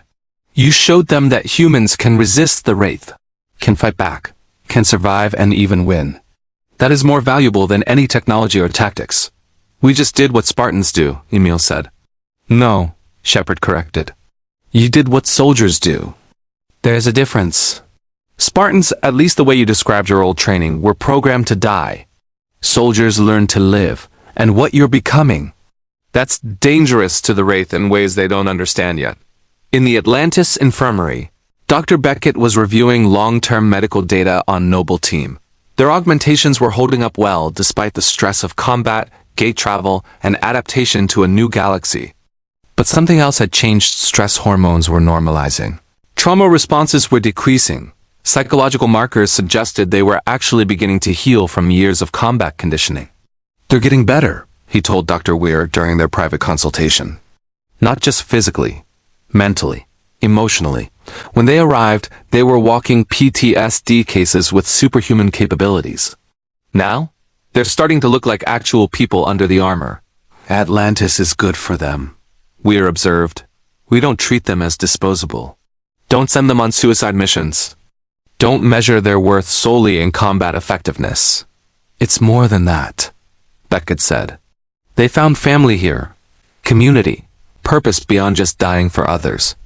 That's powerful medicine. In the city's armory, Noble Six sat alone, methodically cleaning weapons and performing maintenance. The ritual was calming, familiar from years of UNSC service, but different now. Before, weapon maintenance had been preparation for the next mission that would probably be the last. Now it was preparation for the next mission that would be survived, that would lead to another mission, and another. A career instead of a death sentence. Ronan found the Spartan there, the sated-in warrior carrying his own weapons for maintenance. He sat down beside Six without asking, his presence companionable rather than intrusive. You fought well during the rescue, Ronan said simply. Held out against Michael longer than most. Training, Six replied. SARE protocols. Survival, evasion, resistance, escape. We're taught to withstand interrogation. I was a runner for 7 years, Ronan said. The Wraith hunted me for sport, tracked me across a dozen worlds. I learned to survive because I was too stubborn to die. He looked at Six. But you? You survived because you knew people were coming for you. That's different. That's trust. Noble Six was quiet for a moment. I've never had that before. In the UNSC, Spartan-IIs were expendable. If we got captured, we were expected to self-terminate. Nobody came for us because we weren't worth the risk. You're worth it here, Ronan said firmly. Remember that. High above Atlantis, in the depths of space, Wraith sensors continued their patient surveillance. Michael had been true to his word. He was watching, learning, cataloging every pattern and vulnerability. But the Wraith scientist was making a critical error. He was studying Noble Team as they had been weapons programmed to sacrifice themselves. He hadn't recognized what they were becoming: soldiers, learning to live, to trust, to fight as part of something larger than themselves. That evolution would be his undoing. Because Spartans who fought to die were predictable. Spartans who fought to survive were dangerous. And Spartans who fought for family were unstoppable. In Dr. Weir's office, she reviewed casualty reports and operational summaries from the past 8 weeks. Noble Team had participated in 17 missions since arriving in Atlantis. 17 operations that under UNSC doctrine would have had projected casualty rates above 50%. Under Atlantis protocols, working with Sheppard's team, using sustainable tactics and proper support. 0 fatalities since Chun's death. Multiple mission successes. And a fighting force that was getting stronger with each engagement, rather than weaker through attrition. They're learning, she said to Colonel Caldwell during their weekly subspace conference. And they're teaching us too. Their combat effectiveness combined with our exploration ethos. It's creating something new. Just make sure they don't forget the hard lessons, Caldwell cautioned. The Wraith are patient. They'll wait for the right moment, then strike where it hurts most. I know, Weir agreed. But when they do, they'll find something they haven't faced before: Spartans, who fight not because they expect to die, but because they have something worth living for. On the observation balcony where this journey had begun, the 5 members of Noble Team stood together as the Pegasus sun rose over the alien ocean. Carter, Kat, Emile, Jorge, and Noble 6-5 Spartans instead of the original 6, but alive and stronger for their losses. Chun's SCS-99 sniper rifle still rested against the balcony railing, A memorial to the teammate they'd lost to conditioning that valued death over life. But beside it now sat other tokens: 6's empty UNSC Magnum from the rescue operation, Kott's damaged armor piece from the feeding attempt, trophies from missions survived rather than fallen comrades mourned. "Remember Reach," Carter said quietly, the traditional Spartan remembrance. "Remember John," Kott added. "Remember we're more than weapons," Jorge continued. "Remember we fight to win," Emile finished. "Remember we come home," Noble Six concluded. New words for a new doctrine. New purpose for soldiers learning to survive in a galaxy that had tried to make them into martyrs. The war against the Wraith would continue. Michael would keep hunting. Hive ships would keep calling. The Pegasus Galaxy remained a dangerous place where humanity struggled for survival against ancient predators. But Atlantis had gained something: precious Spartans who'd learned that living to fight another day wasn't cowardice. It was strategy. It was sustainability. It was the difference between weapons that broke and soldiers who endured. Noble Team had been forged for suicide missions on Reach, a world now dead and distant. They'd been reforged in Atlantis, learning that survival wasn't failure and coming home wasn't weakness. And in that transformation from expendable weapons to valued soldiers, from programmed martyrs to thinking warriors, from isolated operatives to integrated teammates, they'd become something the Wraith had never faced before. Spartans who fought not to die well, but to live long enough to win. The Pegasus Galaxy didn't know it yet, but that made them the most dangerous humans ever to step through the Stargate. Because Noble Team had finally learned the most important lesson. The best way to honor fallen teammates wasn't to join them in death. It was to survive long enough to make their sacrifice matter. Remember Reach. Defend Atlantis. Come home alive. That was the new mission, and the Noble Team was just getting started. If you loved watching Noble Team learn to survive in the Pegasus Galaxy, make sure to subscribe and come back for more epic crossover stories. Drop a comment below with your favorite moment. Was it Chun's sacrifice, Noble Six's rescue, or the Athosian settlement defense? And tell us which character you want to see enter a different universe next. The Stargate is open. The slip space drive is charged. More stories await. Remember Reach. Defend Atlantis. Indeed, Noble Team arrived in Pegasus expecting to die as weapons. They found instead a reason to live as soldiers. John A-266 fell to the conditioning that taught Spartans their deaths mattered more than their lives.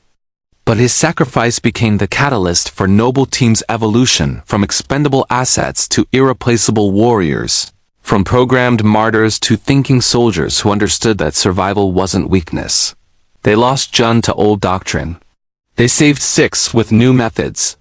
And in doing so, they proved that Spartans could adapt, could heal, could become more than the UNSC's conditioning had made them. The war against the Wraith continues. Michael still hunts them. The Pegasus Galaxy remains dangerous. But Atlantis has gained defenders who fight not to die gloriously, but to live long enough to win.